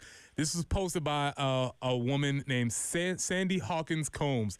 And she said, "I had the most wonderful flight home from Denver, and I met the nicest young man who sat next to me, and he offered to put my bag in the overhead compartment and help me with my tray. He was always polite, saying yes, ma'am, and no, ma'am, and anyone would be proud to have him as a son or, in my case, a grandson. People were walking by him saying, congratulations, great job, and taking pictures, and I turned to ask him, who am I sitting next to? And I looked at his Jaguar pants, I smiled, and I asked, are you an athlete? He smiled and said, yes, I am Travis. He was so humble and down to earth, I would have never guessed he was a professional athlete. So that was the story about Travis Hunter this weekend. And it got me to thinking, a lot of times, Jamie, when you talk about meeting and talking with these players, one of the things you overemphasize, and you emphasize how much of the character of a lot of these athletes. I just wanted to come back to that a little bit. Jamie, when you get a chance to talk to many of these student athletes, you always say that you're consistently impressed with how the character of these athletes. Can you expand on that a little bit? 100%. Yeah, I think that's something that's been a point of emphasis over the years. It definitely in Columbia, but it's all over the place. I mean, you know, you go to other schools, and it's not like there's bad kids or something like that there. But I mean, for an athletics department like ours, who certainly at times, as you know, had some bugaboos or some black eyes or some guys that would all of a sudden show up in the headlines for all the wrong reasons. The large majority of the last, 15 years or so has, I think, been pretty exemplary of how you do it. I mean, you look at their APRs and stuff that came out last week and how great of students we've got, but then you meet these kids and you realize, like, they're all really good kids. And when you know a lot of the coaches, like, we've had a chance to spend time around Shane Beamer and spend time, from the baseball standpoint in the past, being around Coach Tanner and obviously Coach Holbrook and Coach Kingston and now Coach Maneri. You can argue about results on the field all you want, but the one thing that we do know that they always did was they made sure that they went and signed good kids because they were the ones that are going to be representing them out in the public, right? Same thing with basketball. I mean, Frank was hard on that, and Dawn, we know what type of lady she's got. I mean, you've got issues that happen from time to time, but when you meet these kids, they're not, they're not what you think they are. Like, you look at them like they're high and mighty and above all else, and then you realize that they're just good kids. Like, they could be your next door neighbor. So that's one thing that I've been really happy for with the University of South Carolina over the last, like I said, running on 2 decades plus here. I mean, there's always just been good people around it. Yeah, and I think that's something that's not stressed enough, especially as we come into the summer times, as you stated, in a bygone era, and because we really don't deal with this as much as we used to, honestly.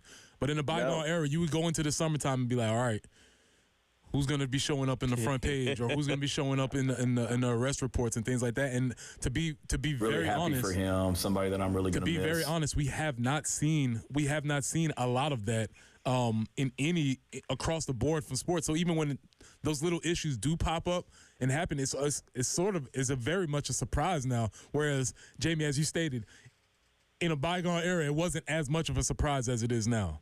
No, you're right. Like, there used to be you kind of had a chart going into the summer, like how long are you going to get before someone gets popped? You know what I mean? And it's not like they're doing a better job of sweeping it under the rug. What can you actually sweep under the rug these days? You know what I mean? Right. nothing. I mean, it's not like when you and me and Bill were in school and, everybody had to pull their phone out and flip it open and actually dial a number and things like that. Like, right. Anything happens now, you're on camera. You're on candid camera, kid. So it's it's different. But Carolina should be very proud of themselves for that, no doubt. Yeah, number one, I about just fell out of my chair with that audio that popped up. I know that was a glitch in the system, but that terrified me for a second. I thought I didn't know what was going on. But this is what Steve Spurrier always made the joke. He said, I like playing Georgia at the beginning of the season. Oh, wait, Georgia still has that, don't they? Yeah. Georgia's the one. To that point, yes, Georgia still has that thing. Georgia can't quite get over that. Georgia still has that going.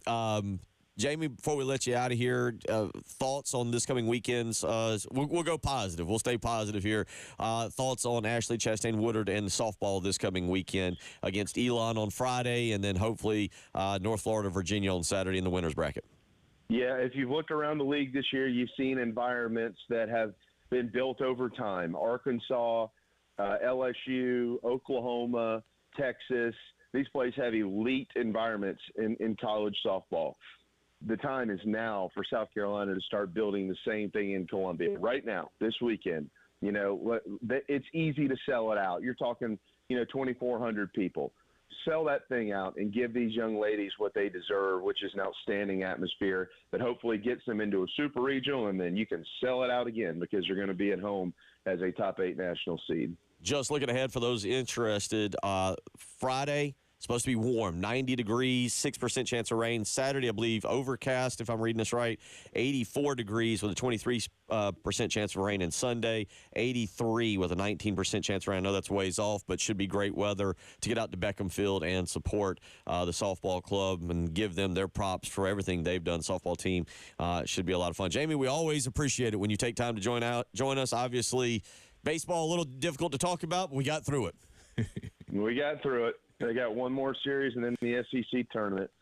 Y'all have a great week. Look forward to it. Jamie. Take care. Jamie Bradford Thanks, joining us. Make sure you check him out inside the Gamecocks later on this morning. We'll come back, do a little bit of a Gamecock whip around, some thorns, buds, and roses, all kinds of stuff to get into. You're listening to the early game.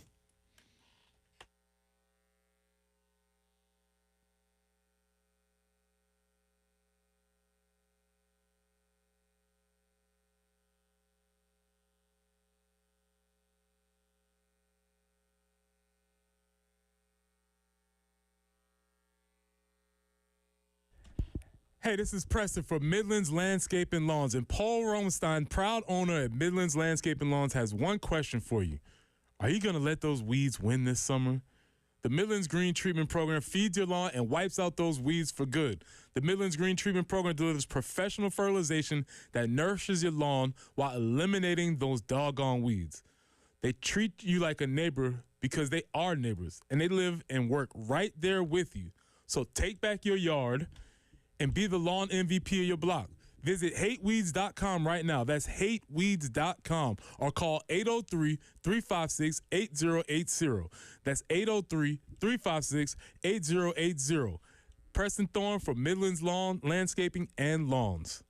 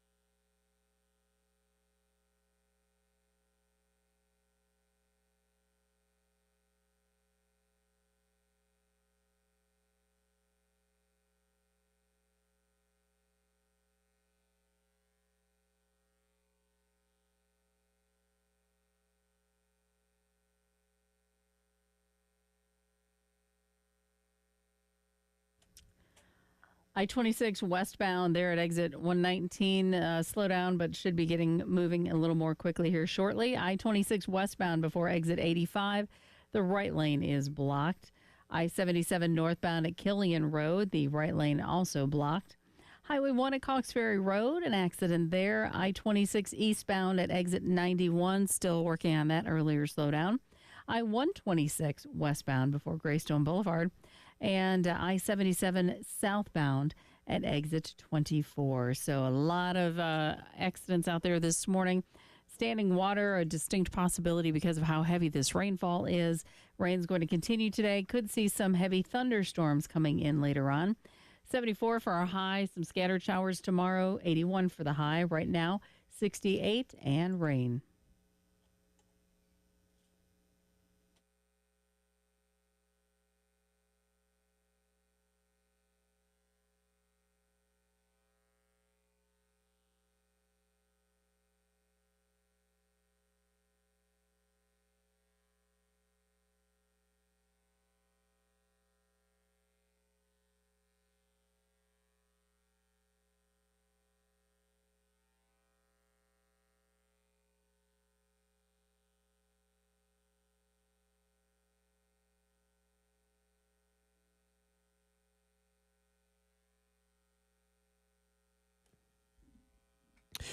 $8 a.m. as we get you up and get you going on a very rainy Monday morning. You just heard Jen talking about some thunderstorms could possibly coming into the Midlands later on today. So if you're here and around this part, try and be safe. Try and be safe. I can't say, yes, we haven't looked at the weather report for Florence or Myrtle Beach, but if it's like this here, probably heading your way too. So everybody try and be safe today. Let's get through a Monday. As I mentioned in the previous hour, hard to believe, we wrap up this week. We're halfway through the month of May. We might tomorrow have to start putting on to our rundown the countdown to Gamecock football. Countdowns are coming. Yeah, it's on the way. It's not far away. Not far away. But we'll get you through this week. PGA Championship set to take place up at Quail Hollow starting on Thursday. A lot of storylines from that. Rory McIlroy, is the pressure off? We'll get into that later on in the week. Jordan Spieth going for the career Grand Slam. Also, Bryson DeChambeau. How's he going to play? Scotty Scheffler. It's going to be a great time up there. Really fun course coming up. Playoffs continue to roll on tonight.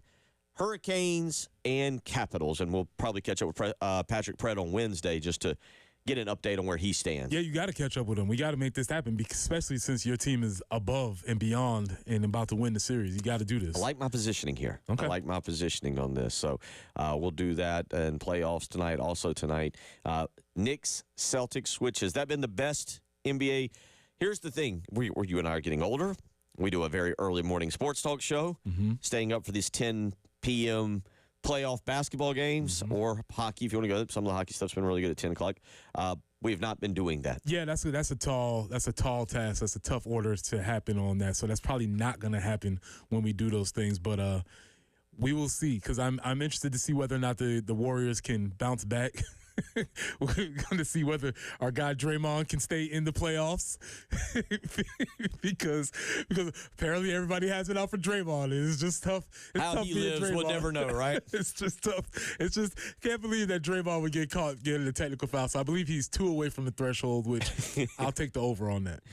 So you playoffs also from the weekend. If you didn't hear, it was Mother's Day. I hope all of you had a great Mother's Day, all the mothers out there especially. But if you didn't hear, one of the most epic comeback ever in the UFL taking place. Bill, you say that facetiously, but literally, I am saying it facetiously. Literally, the biggest comeback in UFL history took place yesterday between the Birmingham Stallions and the Houston Roughnecks.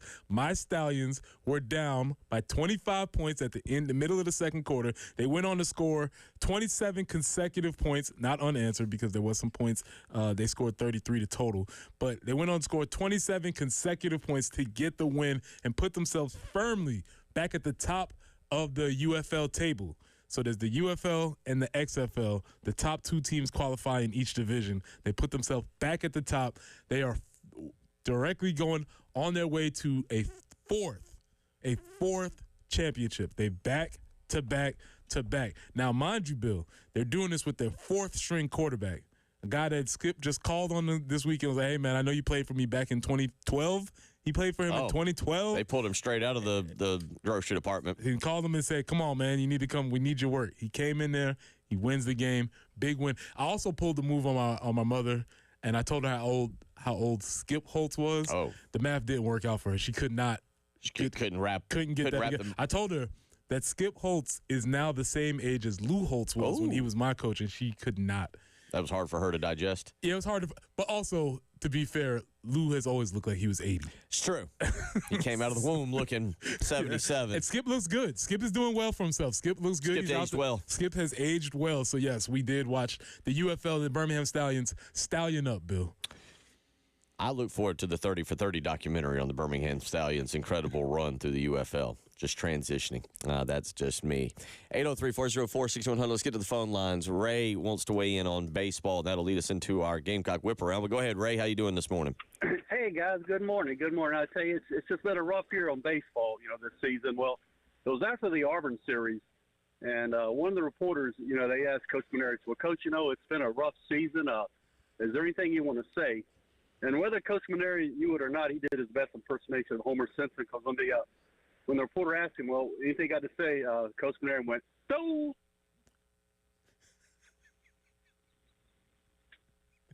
What?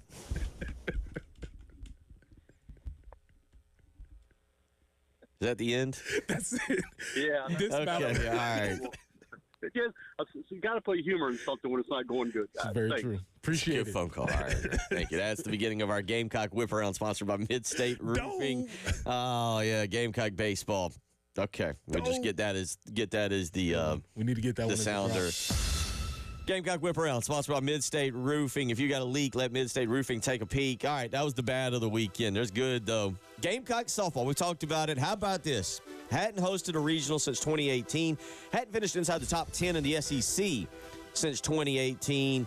They've done all of these things. And Preston, it'll get going on Friday, 3 o'clock. North Florida will take on Virginia. That's right, North Florida somehow back in our lives. But South Carolina, 5:30 against Elon on Friday. And you've talked a little bit about it this morning. Ashley Chastain Woodard, the turnaround. 9 Division I transfers, 6 coming from Charlotte. And that's the kind of turnaround you got to have. Yeah, she brought them all with her. And then not only did they come, they've come and they played extremely well, setting records, being major contributors. That's sort of the idea of how you use the transfer portal now. So really, really, really great weekend for them. They get the number 8 national seed. Again, Elon on Friday. North Florida and Virginia, those 2 teams that'll be here in Columbia.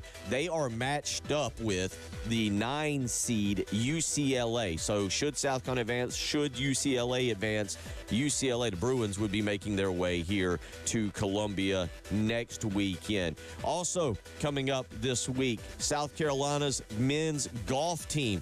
They are out west. They are set to open NCAA regional play today out west. They are the number 4 seed this week in the 14-team NCAA Bremerton Regional. I've never been to Washington, the state of Washington. Bremerton. I'd never heard of it until last night. Washington's very far. Yes, thank you. 6 hours on a plane, you're like, are we still in the United States? It's very far. They are playing at Gold Mountain Golf Club, and they are paired with South Florida and Colorado, and they are set to tee off here later on this morning, 11:30 Eastern time. You can actually go to Gamecocks online, click on the link to that. There's a live scoring app as well. It'll be a 54-hole stroke play at 6 different regional sites around the nation this week with the top 5 teams. Listen closely, top 5 teams at each site advancing to the NCAA championship, and that'll be May 23rd through the 28th at Omni La Costa in Carlsbad, California. And at that point, the highest finishing individual on a non-advancing team will also advance to the NCAA championship. So a great week for them. Also, by the way, Nathan Franks this past weekend was down at the One Flight Myrtle Beach Classic. Nathan Franks for the University of South Carolina participating in that. He qualified and earned an at-large exemption to the One Flight Myrtle Beach Classic. I did not see where he finished up. I believe he actually finished at 5 under is what I'm reading here for the tournament, which wouldn't be too bad. So a good individual performance from him. Also coming up later on this week, you've got SEC tournament track and field. So we will be having that as well. They are off to the NCAA regionals. That'll get going coming up later on this week. Thursday, the SEC Outdoor Championships taking place. So you've got softball, you've got golf, we do have baseball this week. Winthrop tomorrow night, by the way. And then, of course, track and field. Good news. No news from football. You and Jamie just kind of hit on that. No news. Listen, summertime, you don't want to hear anything. As long as it's quiet, everybody's all quiet on the Western Front, we're good. Keep it quiet, we're good. So there is your Gamecock Whip Around, again, sponsored by Mid-State Roofing. Mid-State Roofing. If you've got a leak, let Mid-State Roofing take a peek. They are the official sponsor of the Gamecock Whip Around. We'll come back, get into a little bit of thorns, buds, and roses. What did Preston Thorne see from the weekend that made him a little ornery? What made him feel good about something? And what made him feel happy? Who gets roses? Coming up in the next segment. Preston Thorne will tell you. You're listening to The Early Game.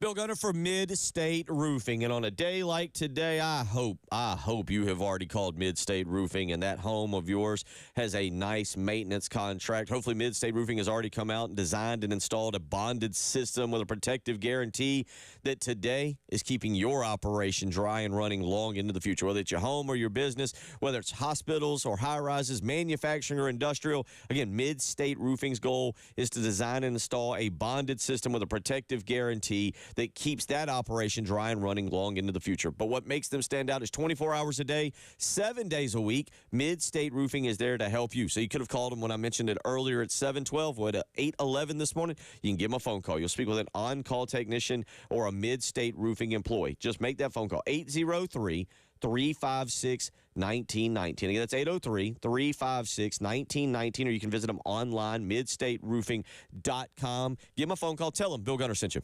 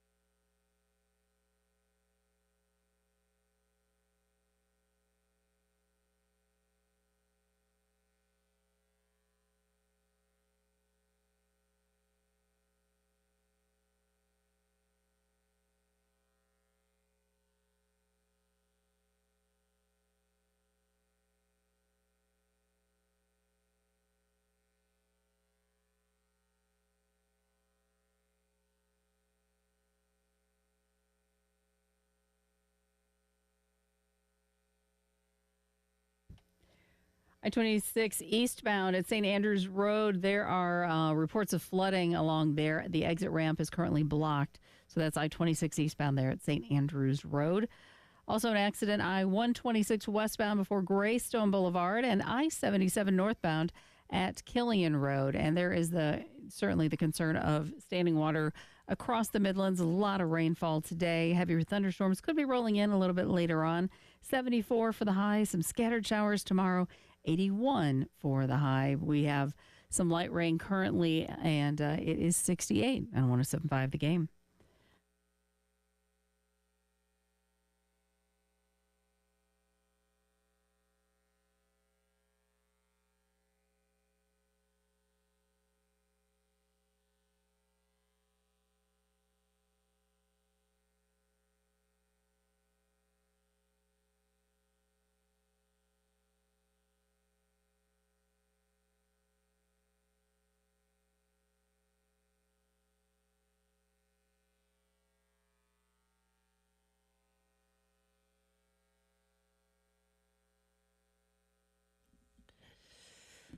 $8:15 on a rainy Monday morning where I have been informed. I don't know how accurate this information that comes in sometimes is, but that a beaver was on the road somewhere out in Lexington between Ballpark Road and Wise Ferry.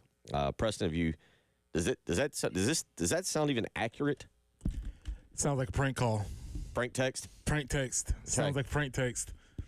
It sounds suspicious. I'm suspicious. I feel like there's a lot of ways we can go with this one. I'm just gonna stay here and keep my mouth shut. Okay.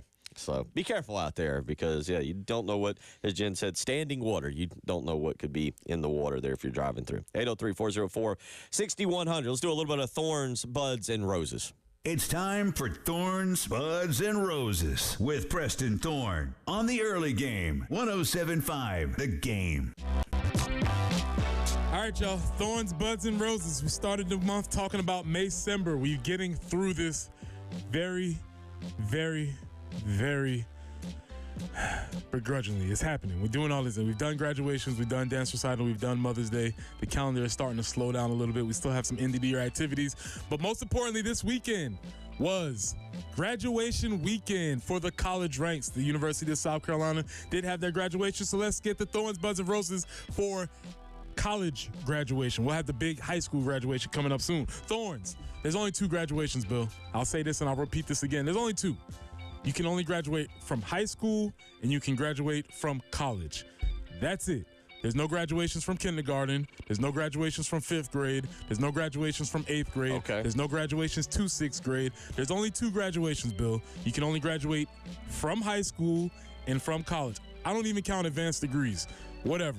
You want to be fancy and get another degree after you finish college? That's your problem. We don't need to have a big ceremony for that. Kindergarten to 1st grade is a promotion.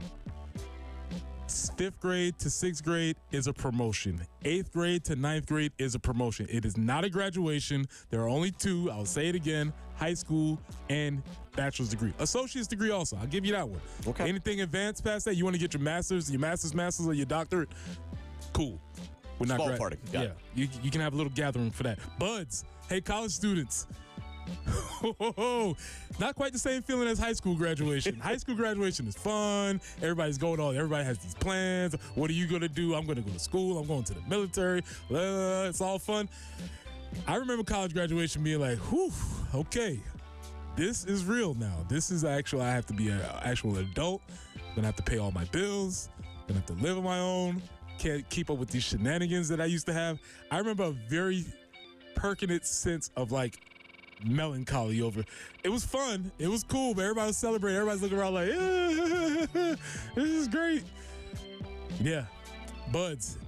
Adulthood. Budding. Yeah. It's happening. It's coming. So all of that childish stuff that you did when you were in college, cut it. Nip it in the bud. It's over. Can't do that anymore. Preferably not. Preferably not. You may have it. You can extend it a little bit, but yeah. Once this graduation, this means moving forward. Finally, Bill. Let me do my adding right here. We have plenty of roses that we're giving out. We have 12. We have 17. We have 19, 23, 33. We have 33 roses for all the student athletes who graduated this past year. So all the student athletes that graduated this past year, and we're not going to do a graduation style and call them out, but 33 of them graduated. There were 12 baseball athletes, 5 basketball athletes, 2 women's basketball athletes, 6 beach volleyball athletes, 10 equestrian athletes that all graduated this year. Of note, I will call out a couple that are very important. Trey Kelly came back and finished his degree. Trey Kelly from basketball. Mike Davis came back and finished his. And future Hall of Famer John Abraham also finished his degree this past year. So those 3 coming back to finish the degree, I do think that is commendable, especially guys who have gone on and played professional, who had been very successful in professional. I know John, it was very important for him to do it. He had made a promise to his family that he was going to do it when he left school, that he was going to get that done.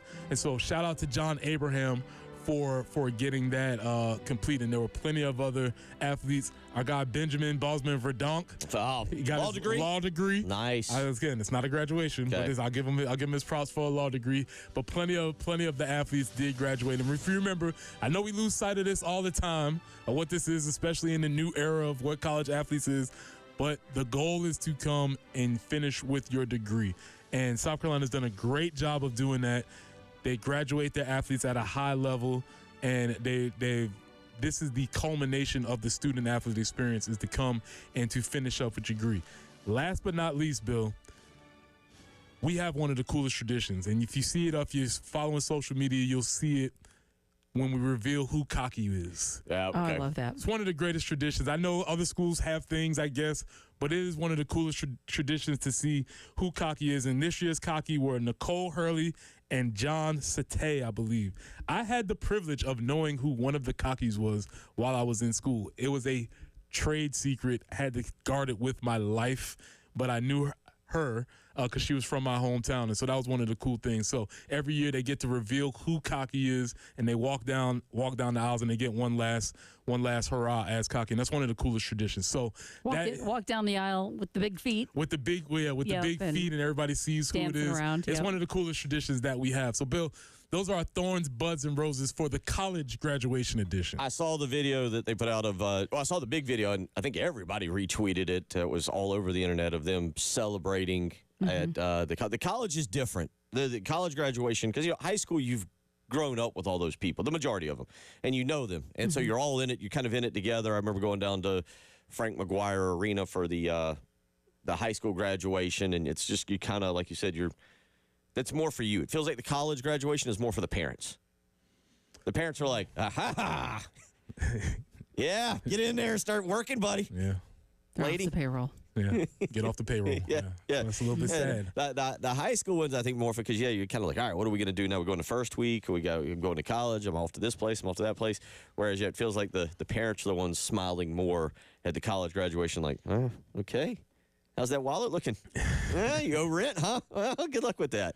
So, good for them. Good for them. Good for all the graduates. 803-404-6100, how you can weigh in on that.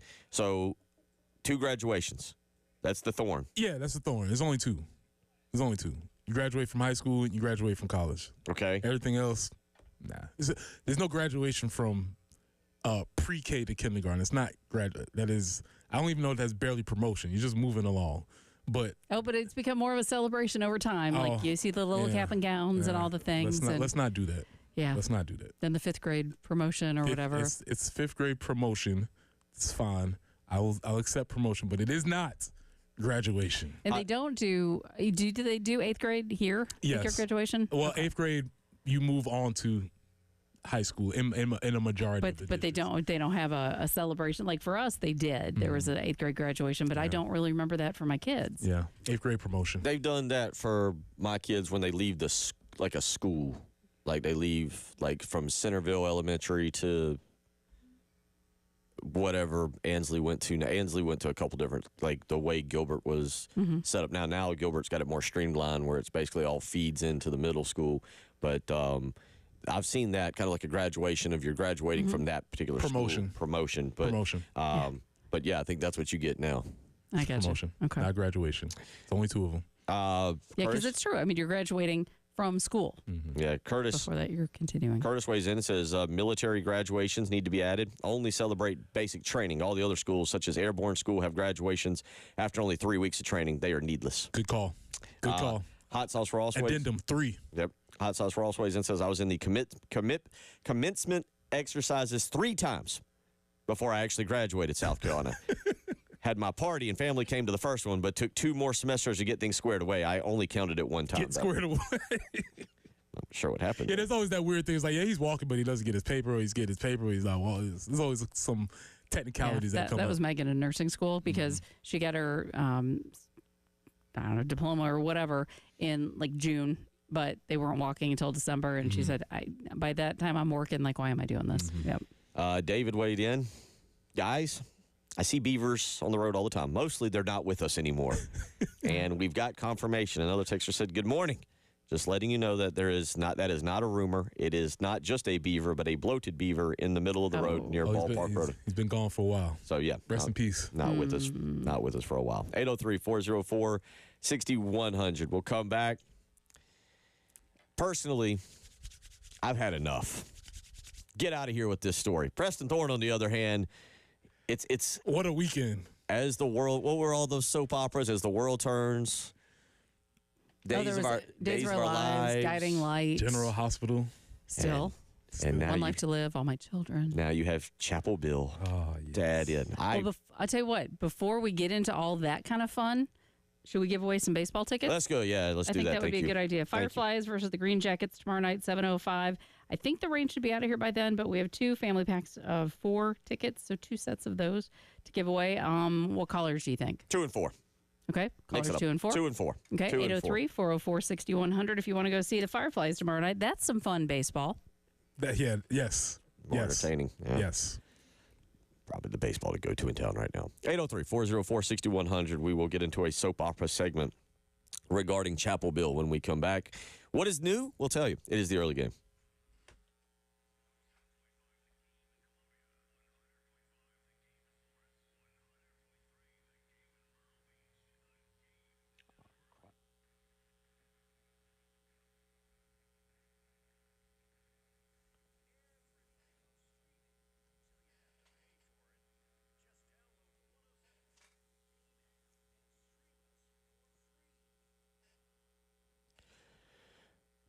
Bill Gunner for Zero Res Carpet and Air Duct Cleaning. Let me tell you, this rain, it'll create dirt, it'll create mud. That dirt and mud will get brought into your house. Now your house is going to be dirty. You're going to have the carpets, the rugs, the towel, the upholstery are all going to be muddy.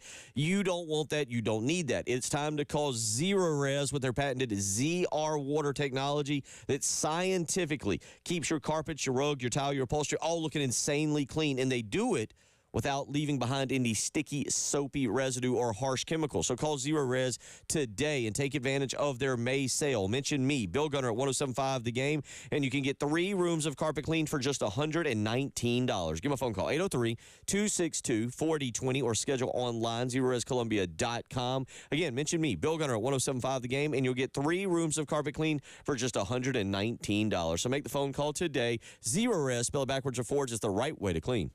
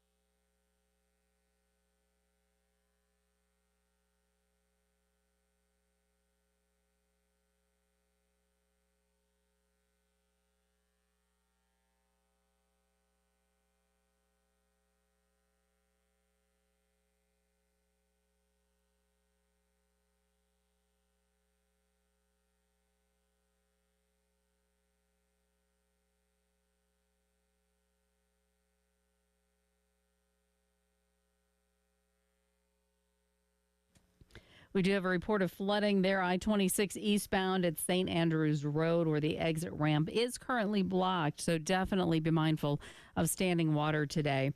I-77 southbound before Decker Boulevard, the left lane is currently blocked. Highway 1 at Windsor Lake Boulevard, an accident. Also another one reported I-126 westbound before Greystone Boulevard. And I-77 northbound at Killian Road, a report of an accident there. And this rain is just going to continue throughout the day. Thunderstorms might be rolling in a little bit later on this morning and into this evening. Again, a high of only about 74. Some scattered showers tomorrow, 81 for the high. Right now, 68 with some scattered rain. Just do be careful. Lots of water on the highways.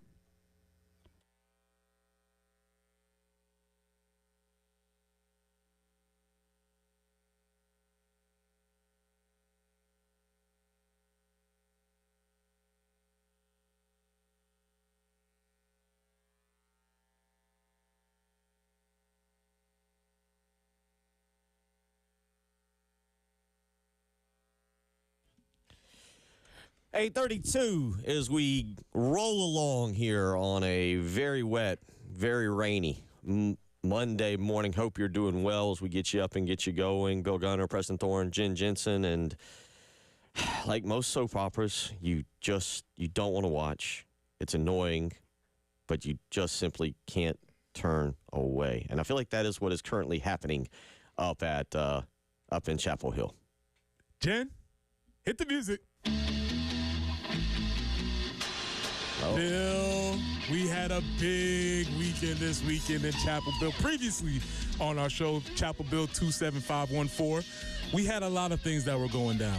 We had the CBS interview where his girlfriend and personal manager Jordan Hudson had interrupted. We had all these types of things that were going on. But this weekend, Bill, we had some new developments.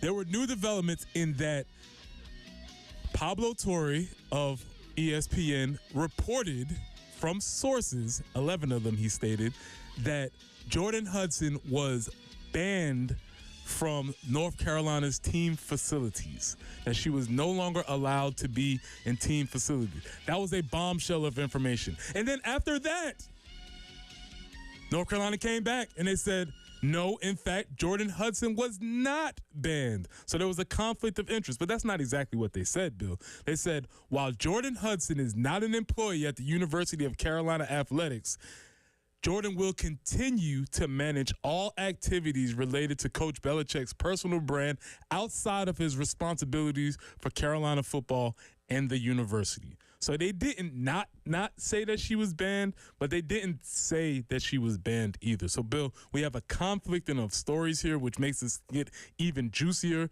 There was reporting that Jordan Hudson was, quote-unquote, the worst person in the world to work for. That was cited by people who work within the University of North Carolina. If you haven't seen it, the Pablo Torre Finds Out episode is a tremendous piece of reporting on this story. And also, Bill, this weekend, we had Jordan Hudson competing in the Miss Maine pageant, in which she came in third place, second runner-up.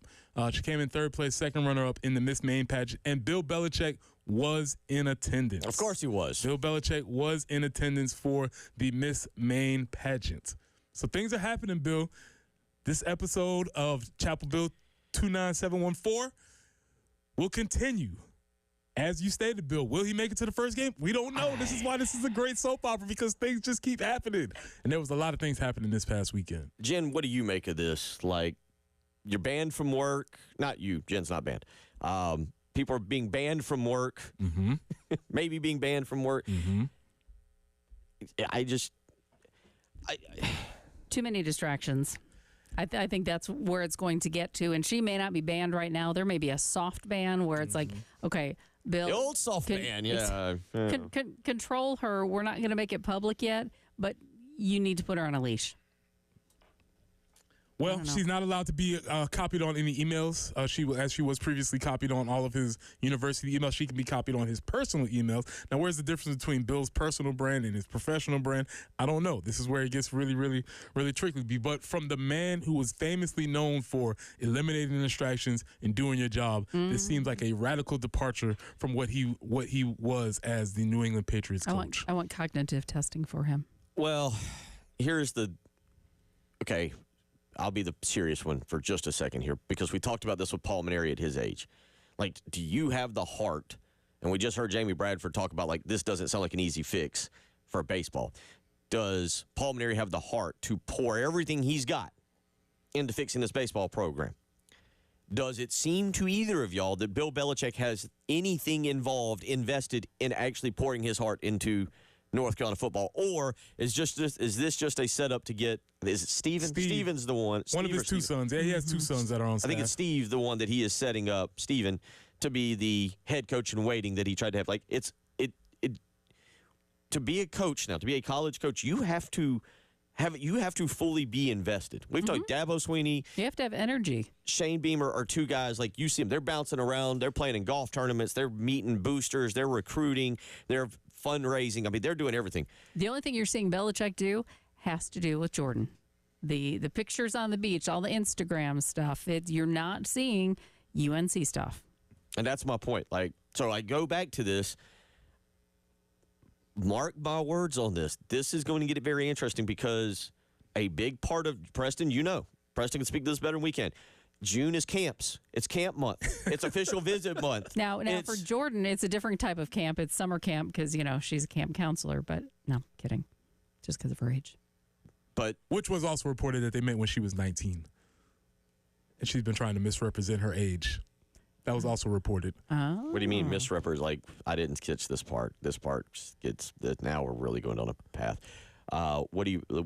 She's pretending to be older today than she really is. Like, when she meets people, she's like, "Hi, I'm 30." They misrepresented the age at which they met, and, and now when she's filling out the information for herself, they're trying to just move that date along a little bit. 'Cause 20 feels better than 19. 19 don't. That feels, So yes, there are movements. But yes, as you were going to, we've stated June is probably the most difficult, hardest month of work on the college coach's calendar, especially in the new age. And so we're going to see how willing he is to work during this time, or what does he even think work is for these college coaches these days, because I'm pretty sure he does not have a grip on that, and nobody else on his staff, which I read out, has any idea of what this is either. His GM, Michael Lombardi, does he know what it means to work in college? No. Nobody else does either. So we'll see. Hold on. I just want to pull back up the North Carolina football staff and just wonder, like, which veteran coach. I don't know I really don't know much about this staff, to be dead honest, aside from the Suns. All right. Have you looked at this? I have. Okay. All right. Do you know who the offensive line coach is? Nope. He spent a brief period here. Oh, a very brief period. Will Friend. Will Friend, you go. Right? Yep. We obviously remember who the offensive coordinator and tight ends coach is. He was here. Freddie Kitchens. Gave him a lot of credit. I didn't realize this. Running backs coach. Natron Means. Yeah. Yeah. Wouldn't you love to get all of them together, take them out for dinner, and just kind of Well, I'm wondering, Freddie Kitchens and Will Friend are the two that I'm kind of like, are these two, like, looking at each other? Because no, they're not. Because you know what they're all doing? Getting paid. Everybody's just hitting one last lick. They're like, how much? How much is this? Okay, let's just, everybody hold your nose and cash checks. And Steve Belichick is, as you said, the defensive coordinator and the linebackers coach. So, yeah, it's a situation, and it's a scenario up there, and I don't know if I'm serious about this. I don't know if he gets through June. June is the most difficult. Is the gauntlet month for coaches, because they've got it is now it used to just be a camp month. Now it is, you've got official visits, and you've got to do recruiting, and you've got younger players coming on campus. You got to represent yourself. You got to represent your staff. I mean, I've talked to people over there, like December is if you make a bowl, December is a pain in its own right. Number one, because if you have a family, you're also dealing with the family side of it. But in December, you're dealing with transfer portal and you're dealing with signing day and hopefully bowl practice. But June is the grind month because maybe your kids and the wife are off vacationing and you're stuck on a hot practice field having to sweat and recruit and deal with 15, 16, 17-year-olds who now, as one coach once told me, not only am I having to deal with them and their parents, I'm having to deal with them going, so what is my NIL money going to be like? What am I making in this? By the way, do you know what the NFL does in June? Nothing. So Bills used to have in June's off. And May too. I mean, because how many coaches? Somebody was telling me this. You would know better. How many of those head coaches really are at the little mini camp? Yeah, they're doing OTAs in May, and there are showing up to the office. It's like teachers when you show up to the school with no kids. Yeah. It's like, we're here, but it's cool. The other thing, we didn't get to this person on the staff of North Carolina, the quarterback's coach. I told you the GM was Mike Lombardi. Yeah. Quarterback's coach, Matt Lombardi. Hmm. I'm assuming that's the son. I'm assuming the son. You know many other Lombardis? No. Well, that's what I'm saying. Is that the son or is that the dad? Who's got the GM title that's just there hanging out? The GM is the dad. Okay. And Matt's the quarterback's coach. There you go. And June has Father's Day, which, when you have a sugar daddy, dear Lord. Father's Day is a whole other. Sorry. You couldn't help it. You got to the very end. And we couldn't help it. 803-404-6100. We'll come back and wrap everything up. It's the early game.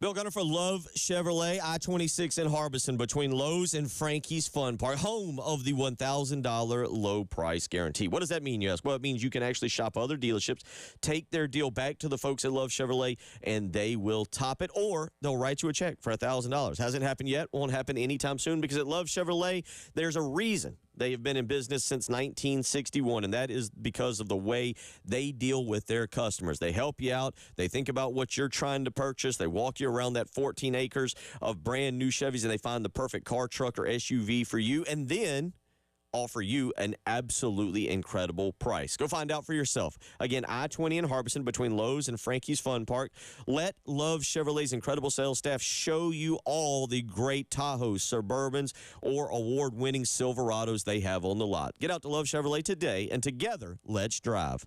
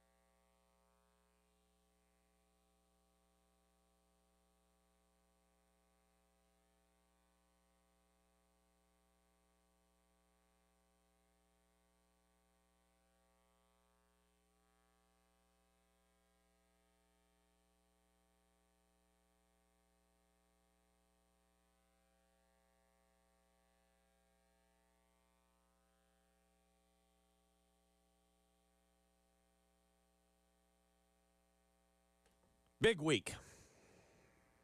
You know what all takes place this week, right? What you got? Tonight, the Cooper Flag Derby takes place. Okay. Lottery tonight? Lottery tonight. Okay. Who's got the best chance to get themselves a flag? Cooper Flag. That's not the question I want to ask. Who does Cooper Flag least want to go to? Hornets. Hornets, yeah, the Hornets are the worst. He's enough. He's right now like, boy, he's sitting there like, Who's that, LaMelo? Yeah, I would not want to go play with LaMelo. LaMelo, Brandon Miller. Yeah, no thank you. Yeah, that's being sent to basketball purgatory right there. They, I believe, have the best odds. I believe. I got to go back to this and look at. I mean, that'd be cool for us locally, I guess. No, because he'll just disappear. Just flat disappear. You got that. All right. You got the lottery tonight, so we'll see how exactly it plays out, who wins the Cooper Flag Award. Also tonight, actually, we won't really be able to talk about this tomorrow because it's going to take a little bit of time, but tonight could give us a little bit of clarity on the Colin Murray-Boyle situation. What team, if there's a team in the lottery that likes him, where could Colin Murray-Boyles end up if he can get into the lottery that might work for him? Yeah, I'm not. This has been a very interesting conversation because I feel like I'm missing something where if somebody is a projected lottery pick, I feel like we're still having this conversation about holding roster spots open for him or him coming back, and I'm like, I don't see that happening if somebody's a projected lottery pick. Yeah, and that's what I'm saying. So there's because I'll give you, this is the NBA. What day did they put this out? Because I saw it, and then so this came out last week. This is kind of talking about a mock draft from Jonathan Giovanni, and he's got the Dallas Mavericks at number 11, taking Colin Murray-Boyles. And said Murray-Boyle should be ready to contribute off the bench next season with a level of toughness and maturity to his game that scouts appreciate. His productivity and consistency, even in a losing situation at South Carolina, has kept him in the first-round picture and teams that could use immediate depth, such as Dallas. So that's kind of what it's saying for him. It also says they already have a true rim protector in Derek Lively, which would allow Murray-Boyles to play the 4 spot, the role he is best suited for physically. Sounds interesting, so like I said. We got that. Also this week, it's a big day for you. You were excited about this 2 weeks ago. Wednesday, May the 14th. Oh, NFL draft yes, sir. Schedule review. Mm-hmm. NFL schedule review. Yeah, I think I'm going to have to pick I need to see the schedule, and then I'll pick my team. Some stuff is being leaked. Mm-hmm, of course. Air quotes leaked. Nothing leaks out of the NFL without them leaking it. That's very, very true. You've got that going on this week with the NFL. So on Wednesday night, we get NFL draft release. And again, as I mentioned, you're starting to see a couple things pop out about teams that are going to be playing in Brazil or whatever. I believe something just scrolled across. I'd not seen this one, but something just scrolled across that the Cowboys will be hosting the Eagles in their season opener. Okay. And I'm not sure if that was already out there or not, but I did just see it scroll across here. Also Wednesday night, and this seems like kind of an awkward time to do it because the baseball situation is not good here. But on Wednesday night, In Spirit, which is following the story behind South Carolina's baseball championship runs, plural, airs on the SEC network. That'll be 7:00 on Wednesday night. In Spirit, again, it's as ESPN's release says, is the 15th. Breathe for a second as I read this out loud. The 15-year anniversary approaches. SEC fans can delve into the story of the South Carolina Gamecocks baseball team as they won back-to-back national championships in 2010 and 2011 with 2 special teammates by their side and in their hearts. This is right on time. We need this. 15 years. Yeah, I know. I do. That's what I'm saying. 15. We need this. This is especially important for us right now. Yeah, the story will focus on the baseball team and the runs that they made, but also on Charlie Peters and Baylor Teal and their kind of role in that situation as it occurred. So that will be Wednesday night. So you got lottery tonight, lottery draft tonight, schedule release on Wednesday, and In Spirit for this week. We'll definitely be reviewing In Spirit for sure. Yeah, again, that'll be Wednesday night, 7:00 is when you'll be able to see that, and should be a really interesting thing. I know people down there at the university are very, very, very excited about this. So we'll see. Anything else for the week that has got you fired up? As far as sports is concerned, Yeah, week to go. No, I don't do too much looking ahead in the sports calendar. I kind of take it one day at a time, and so we'll see what comes of that. We do have the opportunity to go perfect in midweek baseball games this week, so that is a moment that I'll tell you this: if you'd have told me that at the beginning, you were like, if you said South Carolina goes perfect in midweek games, I'd have been like, they're in the tournament, no problem, and they aren't going to come close. Aren't going to even come close. Strange things happen. That's why they play the games, as they say. That's why they play the games. It's not played on paper. So we'll see. One other thing, just speaking of midweek games against weekend games, yesterday the SEC softball got 14 teams into the NCAA tournament. Men's basketball got 14 teams into the tournament. I don't know. I'm just kind of spouting out. Didn't look this up. I forget how many women's teams got in the NCAA tournament, and then we know what football ended up doing there back during in December. Baseball is looking like they're going to get 12 to 13 teams in the tournament. I'd say this is going to be a very strong academic, athletic, or I should just go with athletic. Nobody cares about academics over at the SEC, but a very strong athletic year. Yeah, and the more teams you get, that means more money. More money. That's what this is about. Also this week, PGA Championship gets going up at Quail Hollow. I know we'll get into that some because there's some really – all right, last time we had this discussion, we were trying to figure out what Rory McIlroy's kind of status was. Well, now it's changed dramatically. We'll talk about that as the week goes along. A lot to do, a lot to get into. Hopefully the rain will just get out of here. Today's the day to relax, if you had one. Y'all have a great rest of the day. We'll be back tomorrow. Appreciate y'all.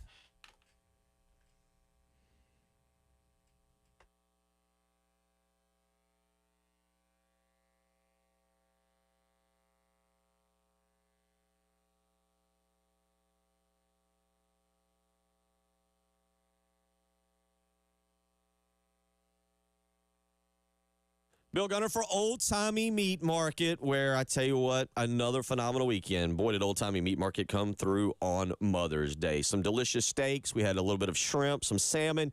Absolutely fantastic to celebrate the mothers in our life. And you know what? Even though that's come to a conclusion, it doesn't mean you can't go by Old Timey Meat Market today and test some of those incredible steaks, some of their great pork chops, maybe some of the Pirate's Gold marinated chicken or Italian chicken skewers. Maybe, just maybe, you're kind of like us this past weekend and you want some chicken salad. Put on a little Tostitos chip, put some hot sauce on it. Absolutely delicious pre-meal snack. So go ahead, stop by one of their 3 locations today. South Congaree, the Lexington store, where you're going to run into me, or St. Andrews Road in Irma. Old Timey Meat Market, they want to get to know you, know your family. They want to talk to you, want to have a discussion, and they want to show you why they're the absolute best in the Midlands. Stop by Old Timey Meat Market today and tell them Bill Gunner sent you.